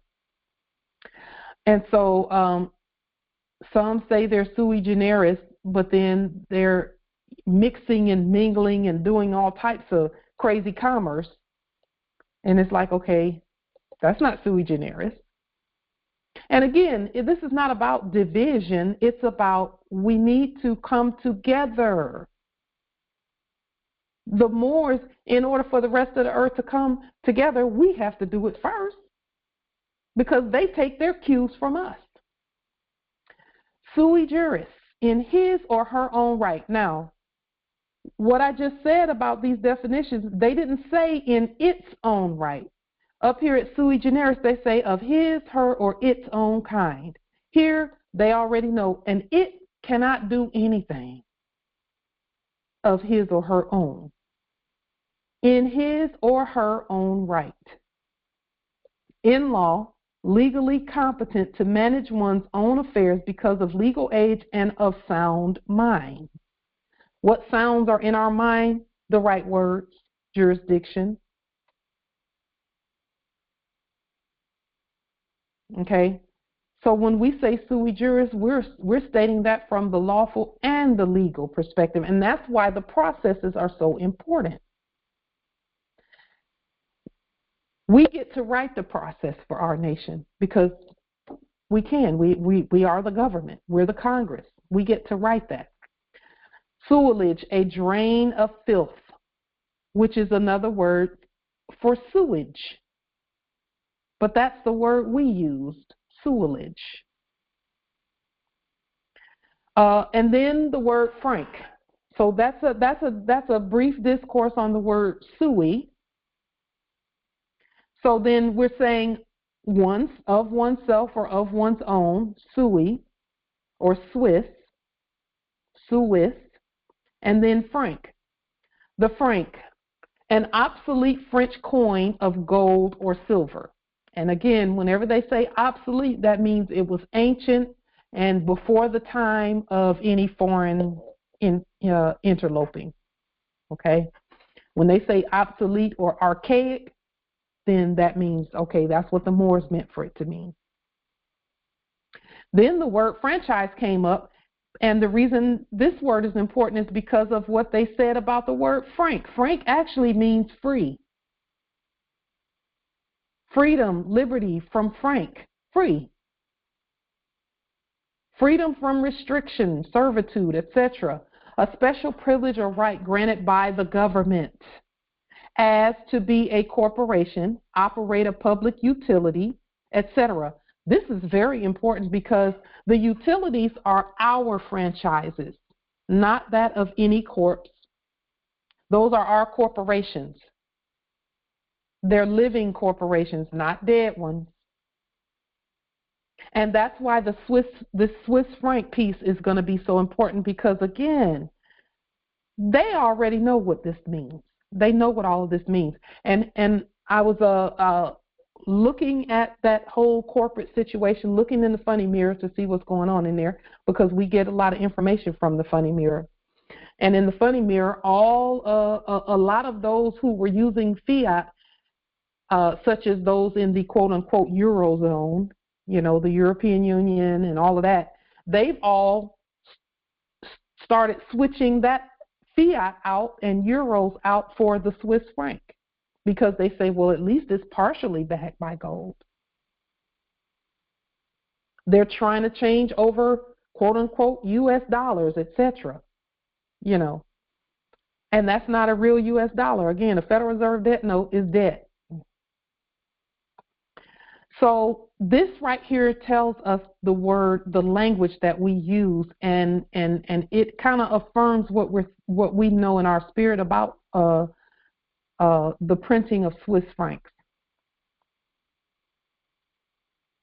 It says the district or jurisdiction to which such a privilege extends, the limits of an immunity. That's a franchise.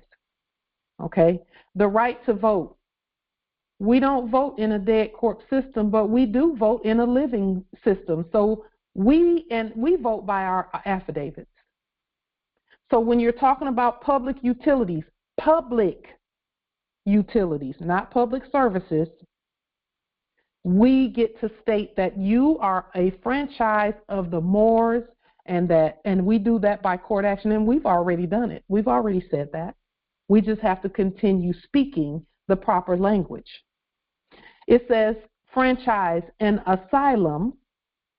And asylum is actually a word that means rest, even though for some it means to go crazy, a place where they put people who have had mental stress, overwhelming mental stress. It's just curious as to why those two words would even mean, why this word would have those two varying definitions. But an asylum or sanctuary where persons are secure from arrest. Persons, not people, persons. And again, whenever we issue something like Swiss francs, this is a corporate situation, but we're doing it it is under our corporation authority. Okay? Our government is not a corporation. We're sitting right here, so we couldn't be a corporation. We have put together a special purpose vehicle, that's a financial term, special purpose vehicle for things such as this, for the printing and the use of commerce, because commerce is a corporate action. Okay, and so frankness means generosity, etc. Franchise. Here it is again. Frank, to make free from frank, free. To give liberty to. Okay, so as we begin to look at the issuance of bonds that are issued in Swiss francs and nominated in Swiss francs, this is what the bond is for. This is going to be further affirmation that our bonds are liberating or freedom. They're for freedom. They're not for enslavement and bondage. So it's not that kind of bond. It's a bond for unity, liberty, freedom, and it's nominated as such. Islam, Empress. I'm just reminded of something that was, I guess, old school when they said, I'm just being frank. Yes. I'm just being real, honest, truthful, blunt. Free with the words. Yes. To the point, that's what being frank was, Yes. Honest, of good rapport. Yes. Yes, indeed. Empress, that's there you go again. Islam. There you go again. I should hear sirens right about now. Oh, they were early. Islam. Yes, Islam. Yeah, to be frank, I'm just going to speak freely. That's exactly what that means. Release from burden or restriction, freedom, enfranchisement, and again they say obsolete. But then I said this is the word frank spelled with a C at the end. Let's look at the frank with the K on the end. And boy, I tell you, we saw some our ancestors just when they were doing French things or frank things, they knew exactly what the words meant and everything. Now, we just talked about the word pig and the one previously doing business as Christopher Columbus bringing pigs over, frank, a pigsty, from frank, free, privileged. Well, I looked at that and I thought, well, if a pig is a vessel, if it's a vessel, then I looked up the word pigsty, and it's just where vessels run free. It's where vessels run free.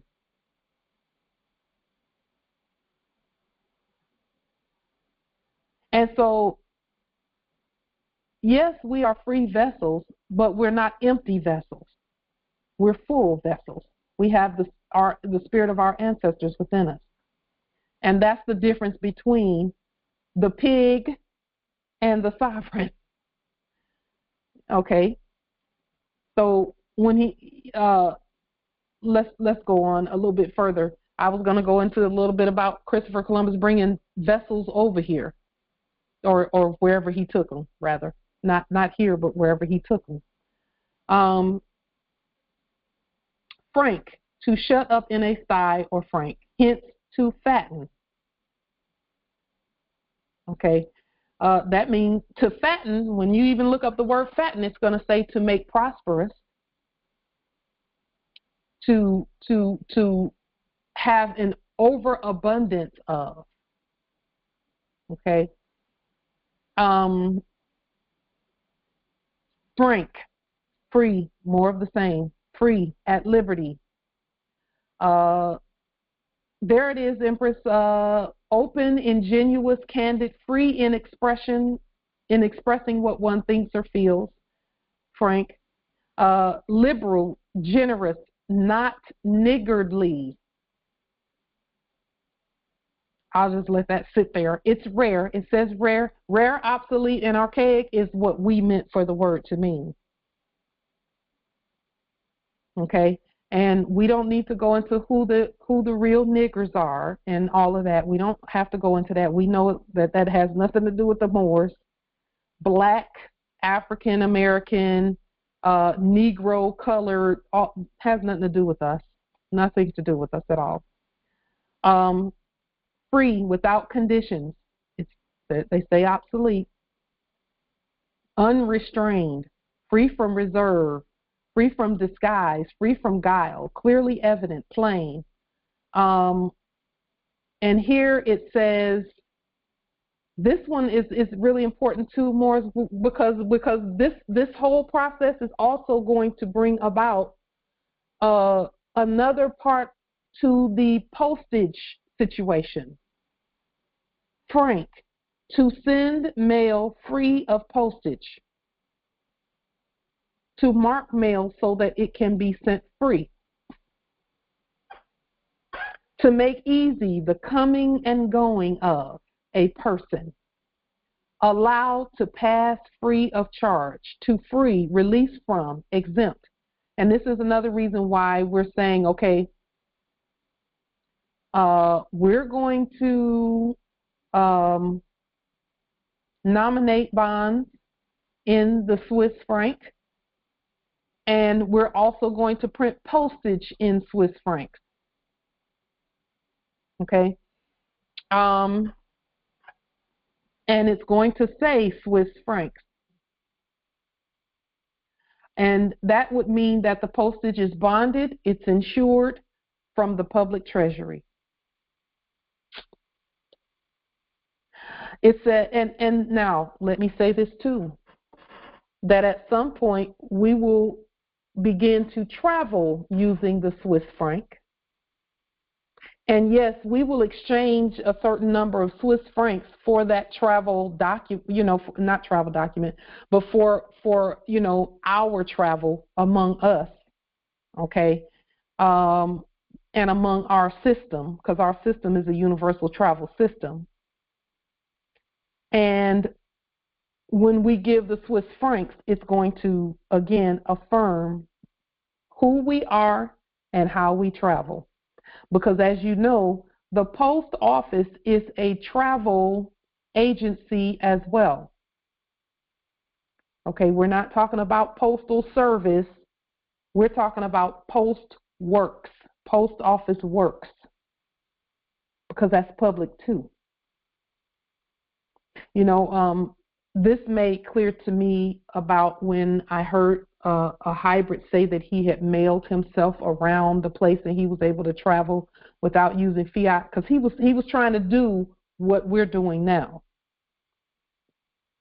So he supposedly mailed himself, and that he got onto a plane as if he was mail, and went wherever he went. I think he went to Sweden or someplace like that. Well, corporate Sweden.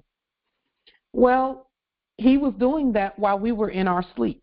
Now that we're awake, we have taken back all processes, and not taken them back, but done away with corpses and their corporate processes and implemented our own. Okay. A letter, frank. Now this is frank. We're still on the word frank. A letter, package, etc., sent under an authorized signature or stamp, exempting it from payment of postage or similar charges for service. See, a Swiss franc is not something that has anything to do with services. It's about work, public works. And this is, again, more is where our autograph comes in at, and our right red thumbprint. When we put that Swiss franc stamp on the documents and we put our right red thumbprint across that stamp, that makes us the Postmaster General. And it doesn't make us that, we're already that. But it just affirms that that's who we are, because you've heard about those putting stamps on things and putting their right red thumbprint and then putting a signature across that and a date, you know, saying that they're a Postmaster General. Well, here it is right here in writing. And so our autograph and our right red thumbprint and any stamps that we print exempts mail from charges, because, again, the mail is going not as a service, but as a government work. It's in the work and in the interest for the government, which is us. Okay? I found something really interesting about the word frank too. Here in carpentry, to form the joint of, as in a window sash where the cross pieces of the frame intersect by cutting away no more wood than is sufficient to show a meter. The word meter means mother in French. Yeah, but they spell it M-E-T-R-E, and it means mother. And this carpentry piece, that's the compass and the square type of situation right there. That has a lot to do with Moorish geometry or geometric shapes, etc. And then I found this one very interesting, frank, a noun. And this one they put with a capital F down here at the bottom. It's a noun.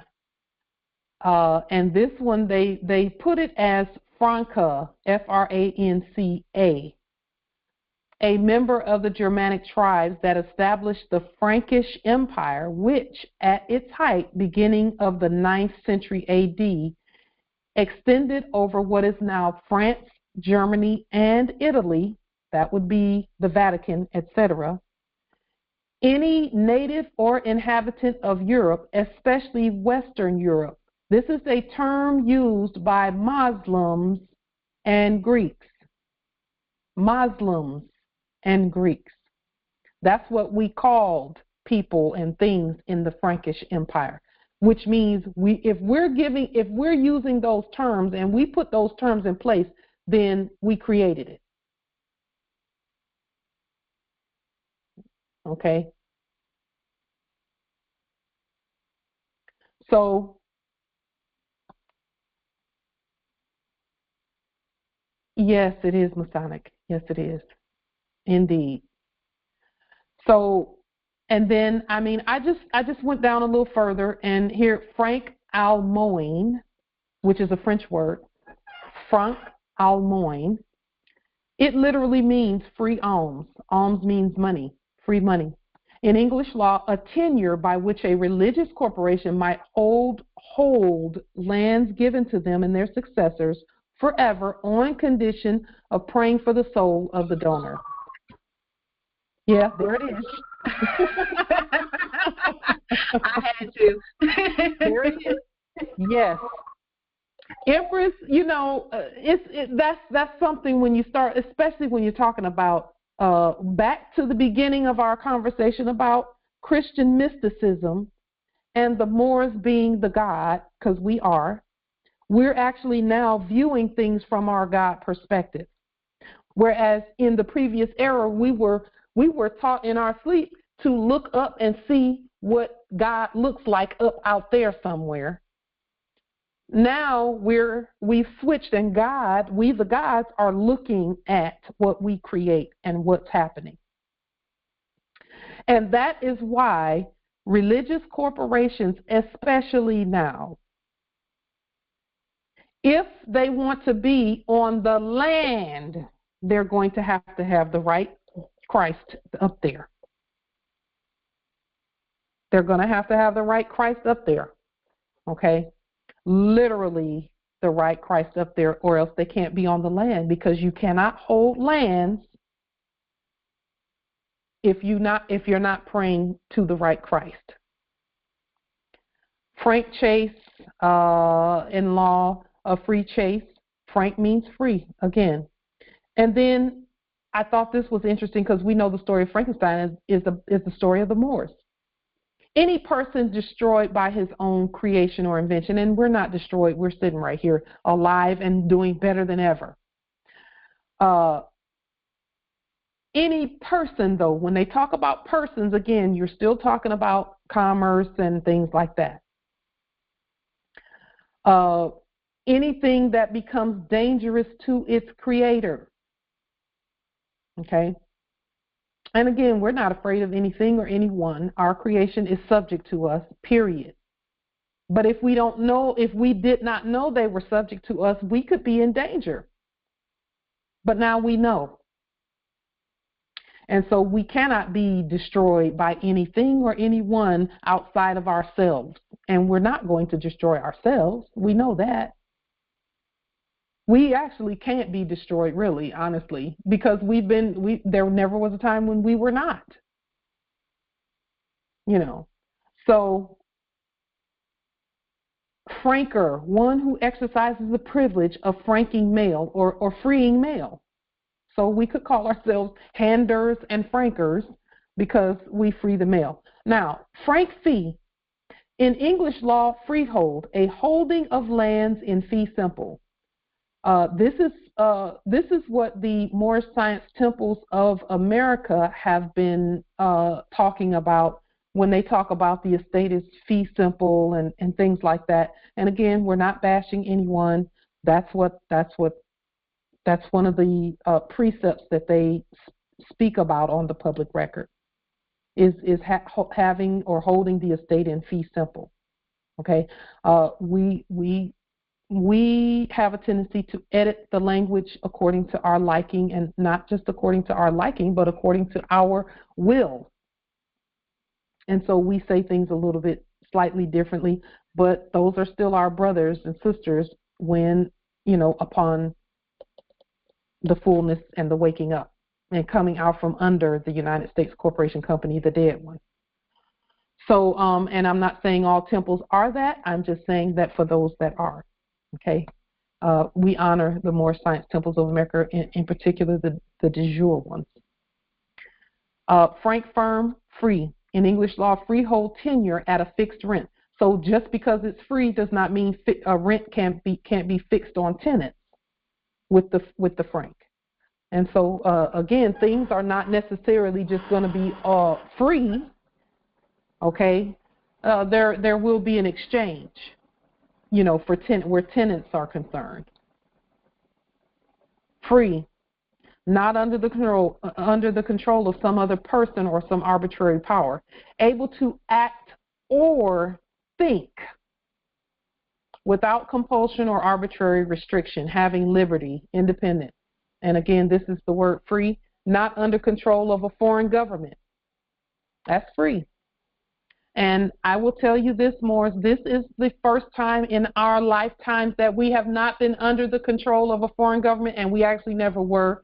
We just enacted that we were. So this feels very frank. It feels great. It's a beautiful manifestation that we are not under the control of a foreign, and they weren't even a government. They were a corporation. So there's that. Able to move in any direction, not held as in chains, not kept from motion, loose. And that's talking about travel. Free means not held or confined by a court or the police, etc., acquitted.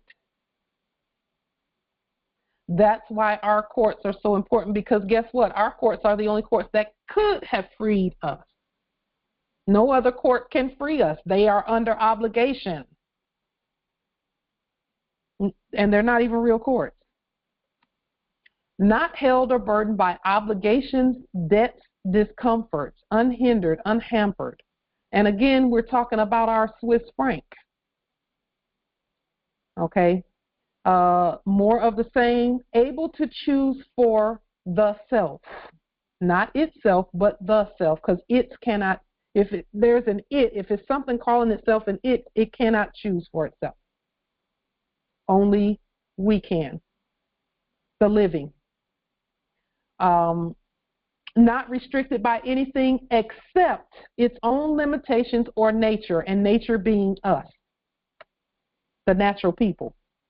Because yes, we can restrict any and everything and everyone under our dominion.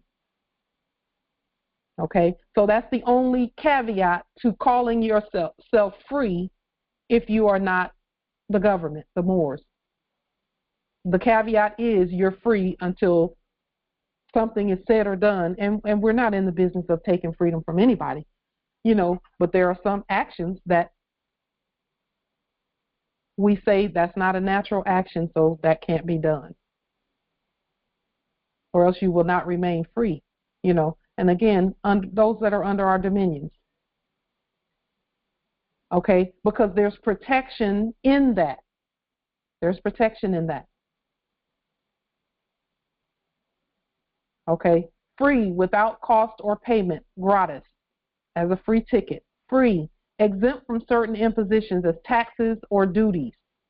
Again, the Swiss franc. Did you know that every time you go to a grocery store or something like that, they were taxing? They were enacting taxes?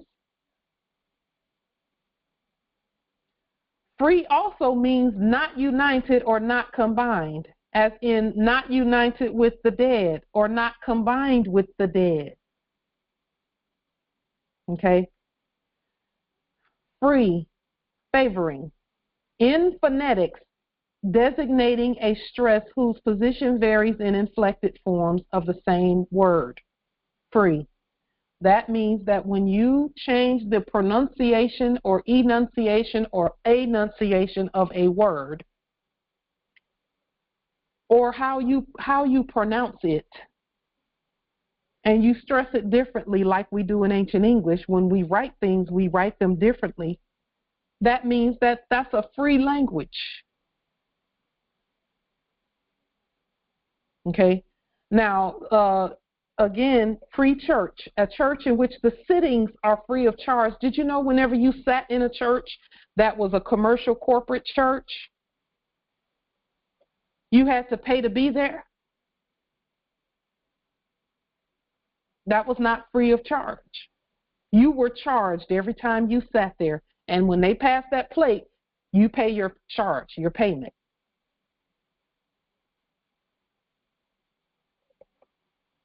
And then a free church of Scotland was said to be free from state control, but that's never the case. Never the case. Never. Here, a free city, a city that is an autonomous and independent state because they had no feudal obligations except to the emperor.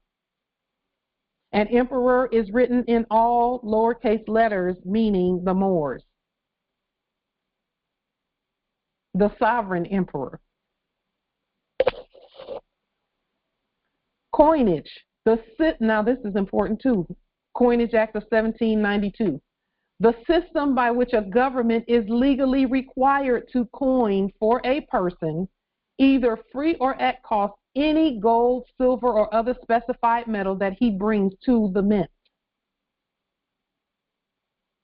So those who bring gold and silver, we coin it. We coin it.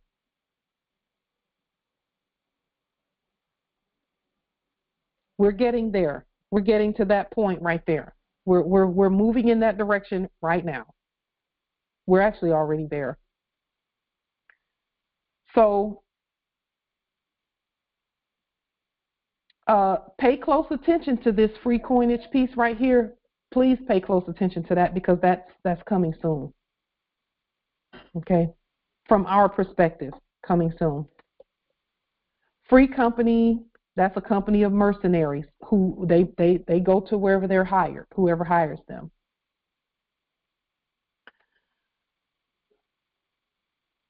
And again, we're putting a lot of emphasis on free because of where we're going and what we're doing in terms of our Swiss francs and our money and everything that has to do with our nation and our government and the estate.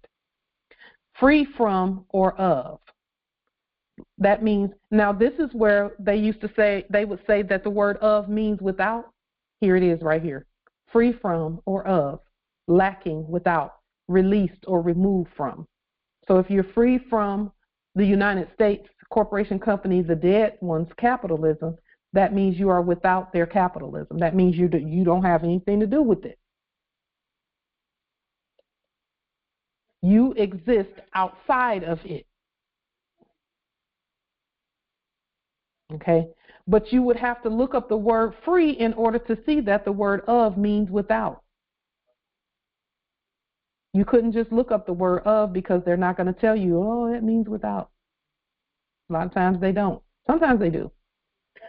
Free gold, formerly gold in the United States Treasury above the amount needed to redeem gold certificates. In mining, pure gold. Pay close attention to that. We're almost there, I'm telling you. The ancestors know what they're doing, and they're doing it line upon line and precept upon precept. Here a little, there a little. They're giving us what we need. Not need, but giving us what we desire and what we will. Gold in the United States Treasury above the amount needed to redeem gold certificates. Swiss francs are gold certificates. Swiss francs is gold money. Is gold-backed paper. More sovereign dolarium is also. In mining, pure gold. Free goods, goods imported without duty. Okay. Now, having said that, I want to briefly. No one thought that we could unify and get to this high place that we're at right now.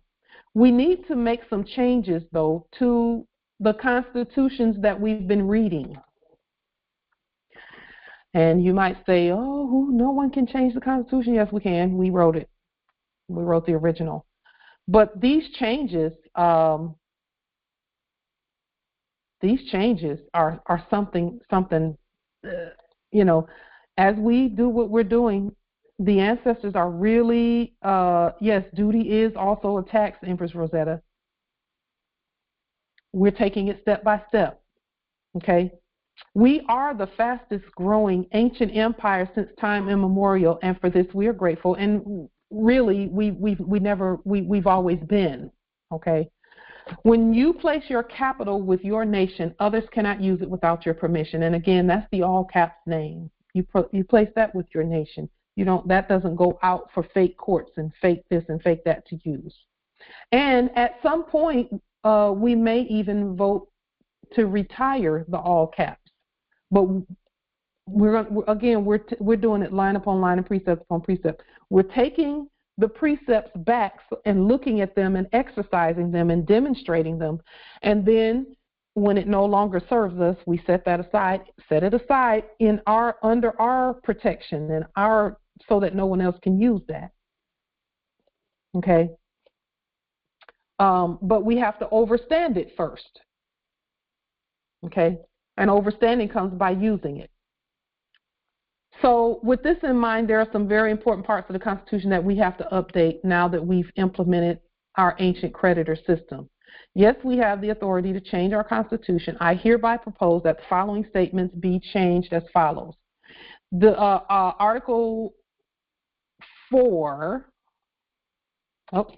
6 says all debts contracted and engagements entered into before the adoption of this Constitution shall be as valid against the United States under this Constitution as under the Confederation. This is a corporate debtor statement that needs to be updated to the following in our Constitution. All credits contracted and engagements entered into before the acceptance of this Constitution shall be as valid for this creditor United States in alignment with this Constitution as accepted by the Federation. Because our ancestors were not a confederation, they were a federation. So this is, again, going to enhance the commerce and manifest the commerce competently, because the one that we've been looking at was written by debtors. And so we said, okay, we have to have a constitution, not have to. We desire a constitution that we wrote. And so this is one of the first changes that I would like to make to that. Are there any objections to this language, to this change?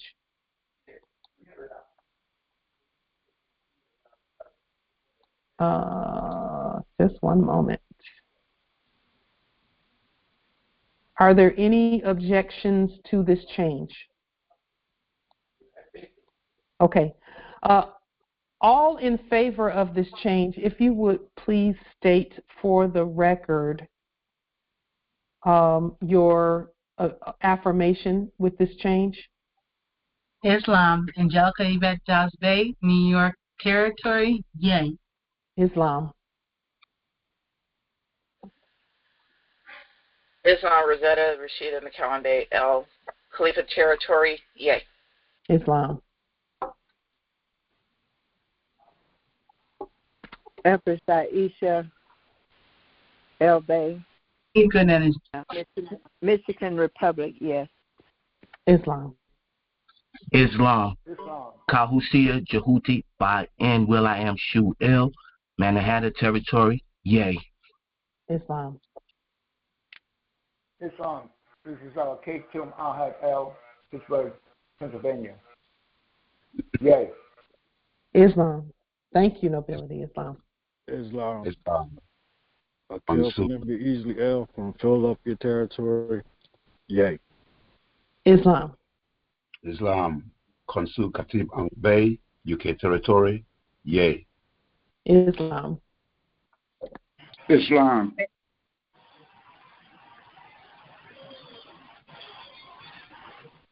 Islam. Islam, Empress, and then nobility. Empress first, please. Islam, AG, Nabi Chandra Bay, Mahat El, affirm. Islam. Texas Territory. Thank you, Empress. Willa Irvin Smith Bay, Mississippi Territory. Aye. Islam. Chatali Batzilka El, California. Yay. Islam. Islam.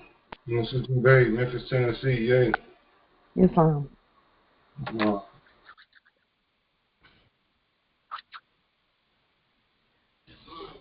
Islam.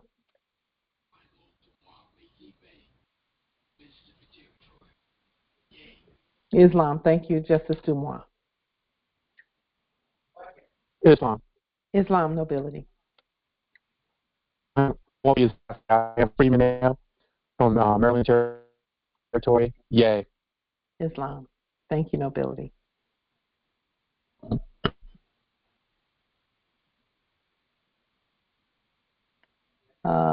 We have 1, 2, 3 yays in the chat as well.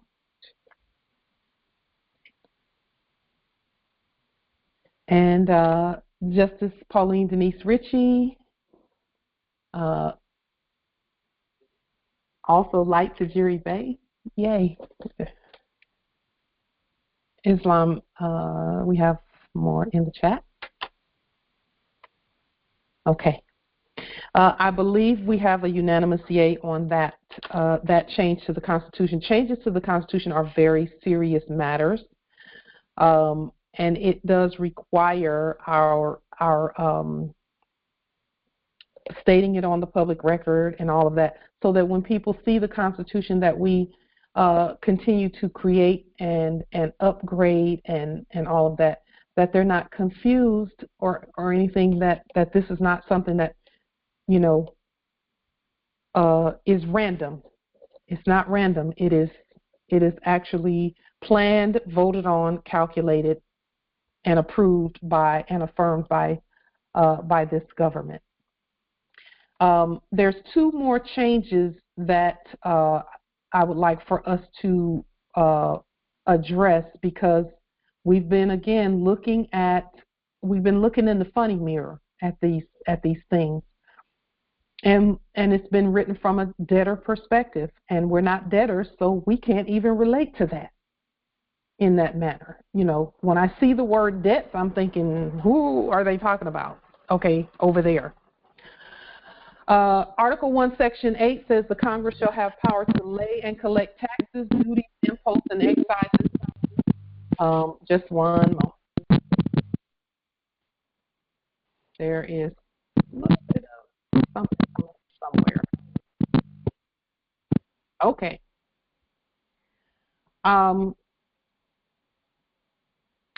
Number 2, the Congress, Article 1, Section 8, the Congress shall have power to lay and collect taxes, duties, imposts, and excises, to pay debts and provide for the common defense and general welfare of the United States, but all duties, imposts, and excises shall be uniform throughout the United States, to borrow money on the credit of the United States. Okay, so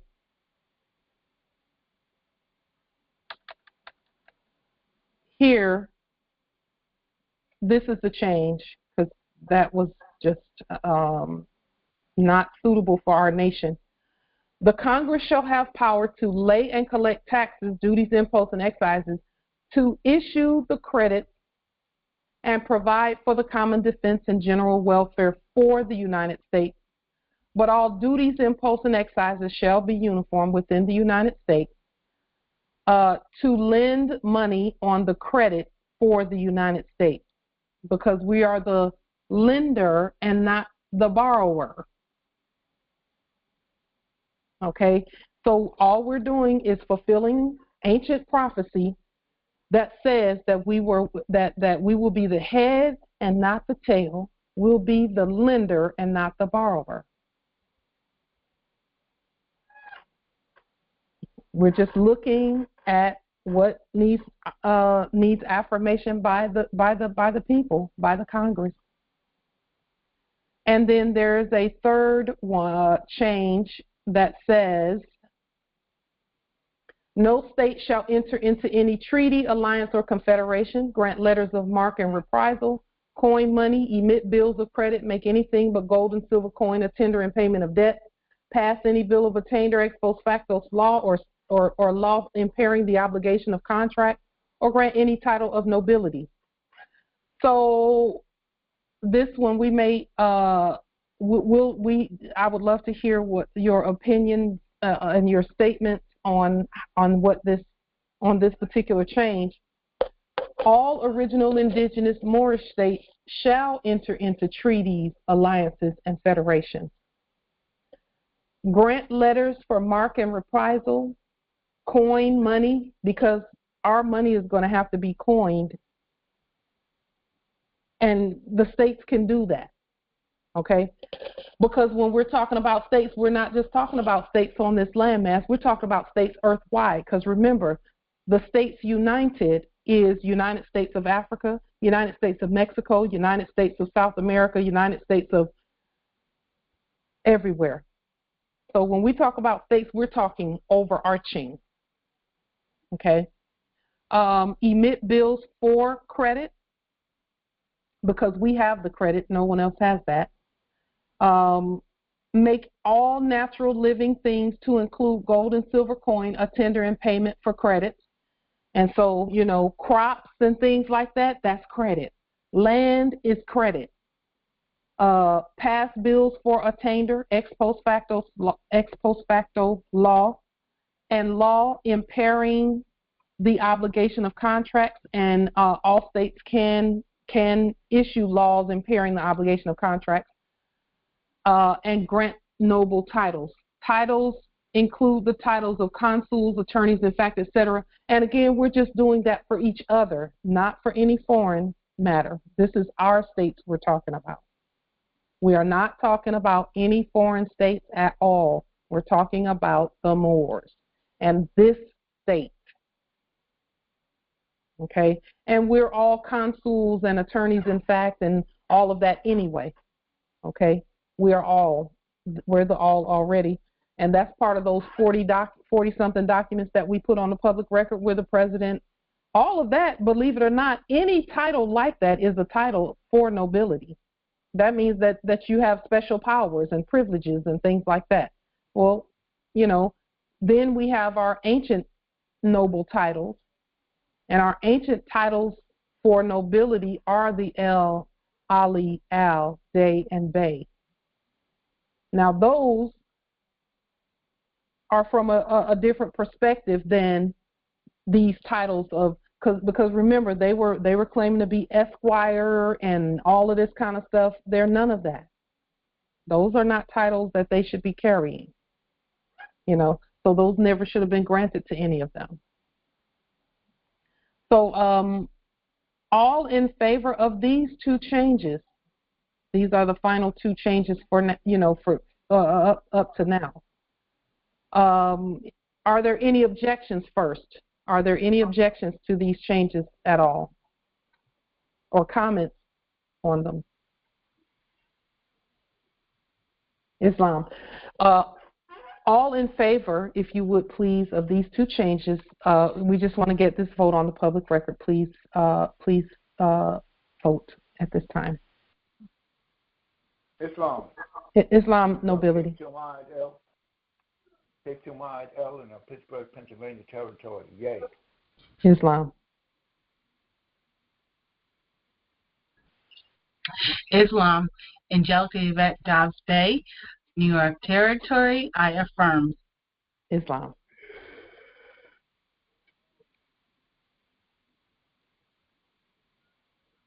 Islam. Islam nobility. Consecutive.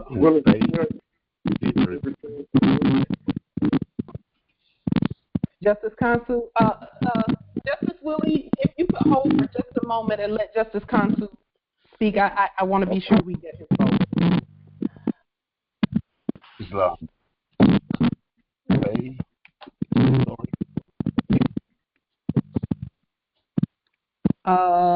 Okay, just one moment, Justice Consul. There's a little bit of.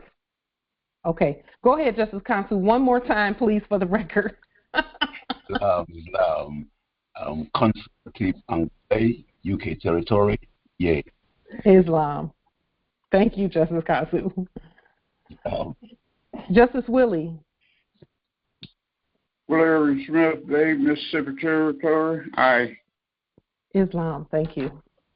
Kahusia, Jehuti, by N. Will.I.am Shu L, Manhattan territory. Yay. Islam. Thank you, nobility. Islam. Musa Islam. Yay. Islam. Thank you, nobility.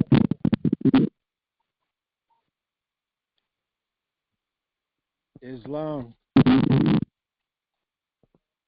Akil can be easily L. Philadelphia land. Yay. Islam.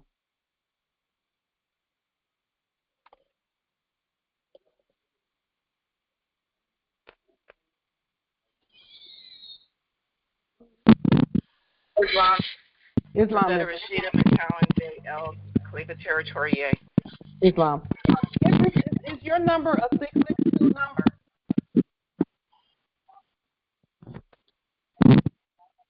No. Okay. There's a 662 number that's giving a lot of distortion. I'm not sure whose number that is.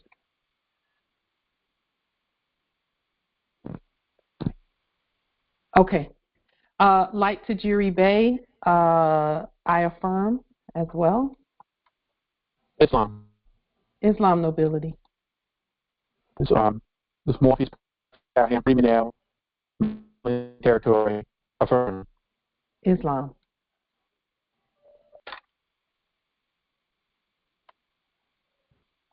I believe we have unanimous vote there as well.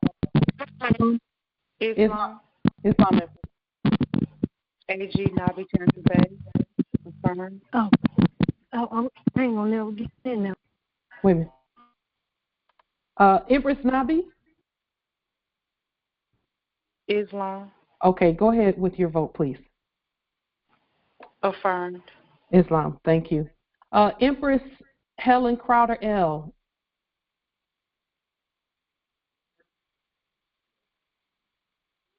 I believe you were stating your vote. If you're speaking, we can't hear you. If you could start 6.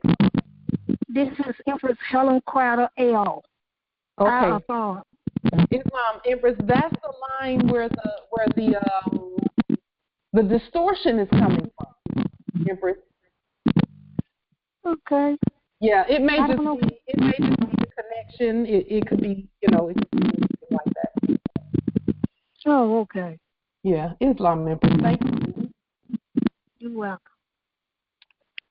Chatali Batzilka L. California. Yay.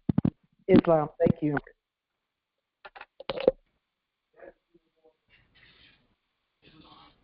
Islam Justice Dumont.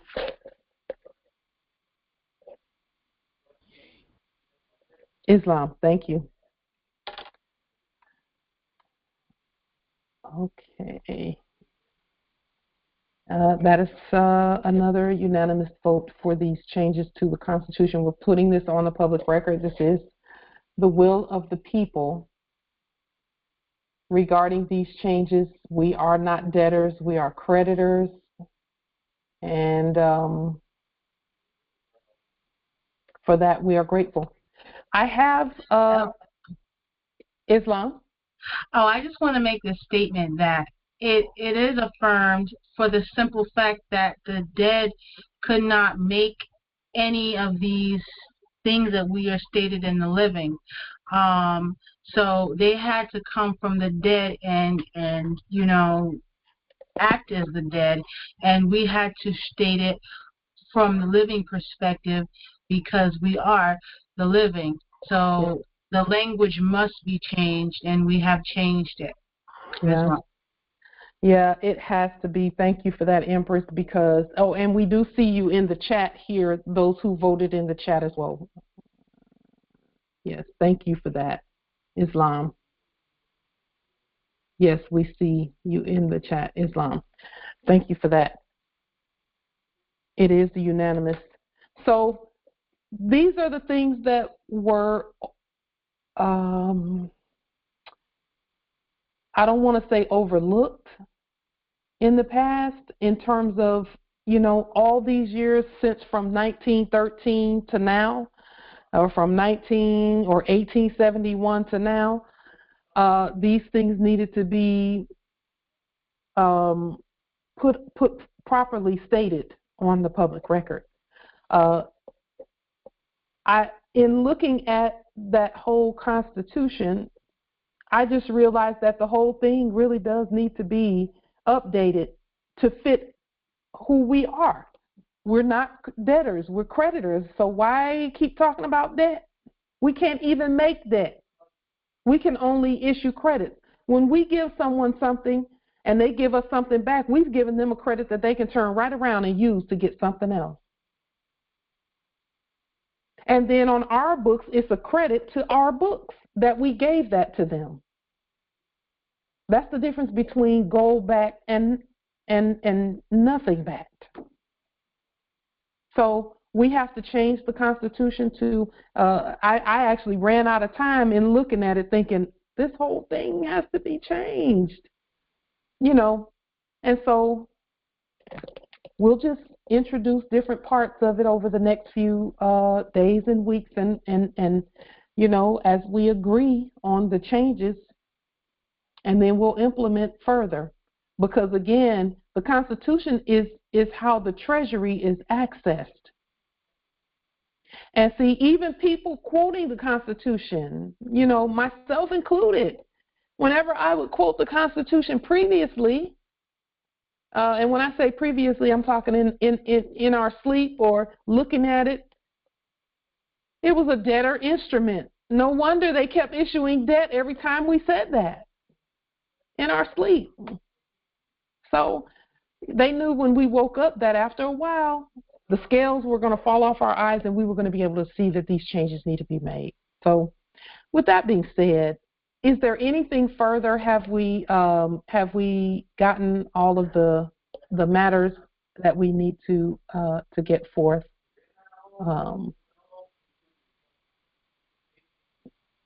Okay, Islam. Thank you so much for your vote. This is just an awesome government. You just don't know how excited I am about this year, because we got some things this year coming up. This year is going to be a different year from any year we've ever seen. Islam. Ever witnessed. Islam. Because I just reread Article 1, Section 8, and this being that we have change the language and put it into the living language. The Congress have the power to lay and collect taxes, duty, impost, and exercise to issue the credits and provide for the common defense and general welfare. Now that goes along with what we did previously about the general welfare, Section 8. Yeah. Yes. And so that whole part right there, the general welfare, Section 8 for the living, the people, the resources for the people is the general welfare. Yeah. And so, and when you're talking about domiciles, Empress, and things like that, we had no business even talking about issuing debt for domiciles, because that's property. Mm-hmm. It has to be credit. You know, but the beauty of what we're doing is that we are actually taking the time to break the documents down and address what's been staring at us the whole time. And to lend money for the credit for the United States. Yeah. So that just states that, you know, we will always be the lender and never again the borrower. Yes. And the head and never the tail. Yes. Above and not beneath. Yep. Fulfillment done. Fulfillment of the prophecy done. Mm-hmm. You know, we think about all of that because all of this is ecclesiastical as well. We're the popes. All of us are the popes. So we have to look at it from an ecclesiastical perspective as well as a financial, as well as a, you know, just spiritual and three-dimensional and all of that. You know, estate planning and all of that. So Islam, and sorry, because I just keep going deeper and deeper into this, because, you know, for the United States, this is how we show we are the savior to the entire world, because it's for the states united that we can lend the money, the credit for them, to them, that they will be lifted high, you know? Yes, and the credits are nominated in gold. So people sometimes say, well, credit is not gold, gold is gold. Well, credit, if the credit is nominated in gold, or it's nominated in more sovereign dollarium or Swiss francs, then it is what we say it is. Mm-hmm. Because ultimately we are the gold anyway. Yep, always so have. Credit is gold when we say it's gold. How about that? Yep. You know, because sometimes people have a tendency to limit themselves in their own sovereign capacity, not knowing that it's by their word that anything gets done. And not for nothing, in my sleep, I traded Forex, and my favorite thing to trade was gold, and they dubbed me the Gold Queen. Yeah. Out there in the corporate world, because I was, I could see the charts and all those different things and do very well as far as, the trading of that corporate currency. But Yeah. And we're all bringing our talents and gifts that our ancestors gave us to the table. As we continue to prosper, this is going to be the most prosperous year that we've seen yet for our nation. The most prosperous year yet. So I'm excited for us. And with that being said, peace and grand rising to the sovereign, original, indigenous, natural, divine heirs. Thank you so much, heirs, for us coming together and agreeing to unify and do this. And thanks for not letting anything scare you off. We're still here. Islam. We was never going anywhere. Yeah. Islam. Peace and grand rising. Peace and grand rising. Peace and grand rising. Peace and grand rising. Islam. Grand rising. Islam. Grand rising. Islam.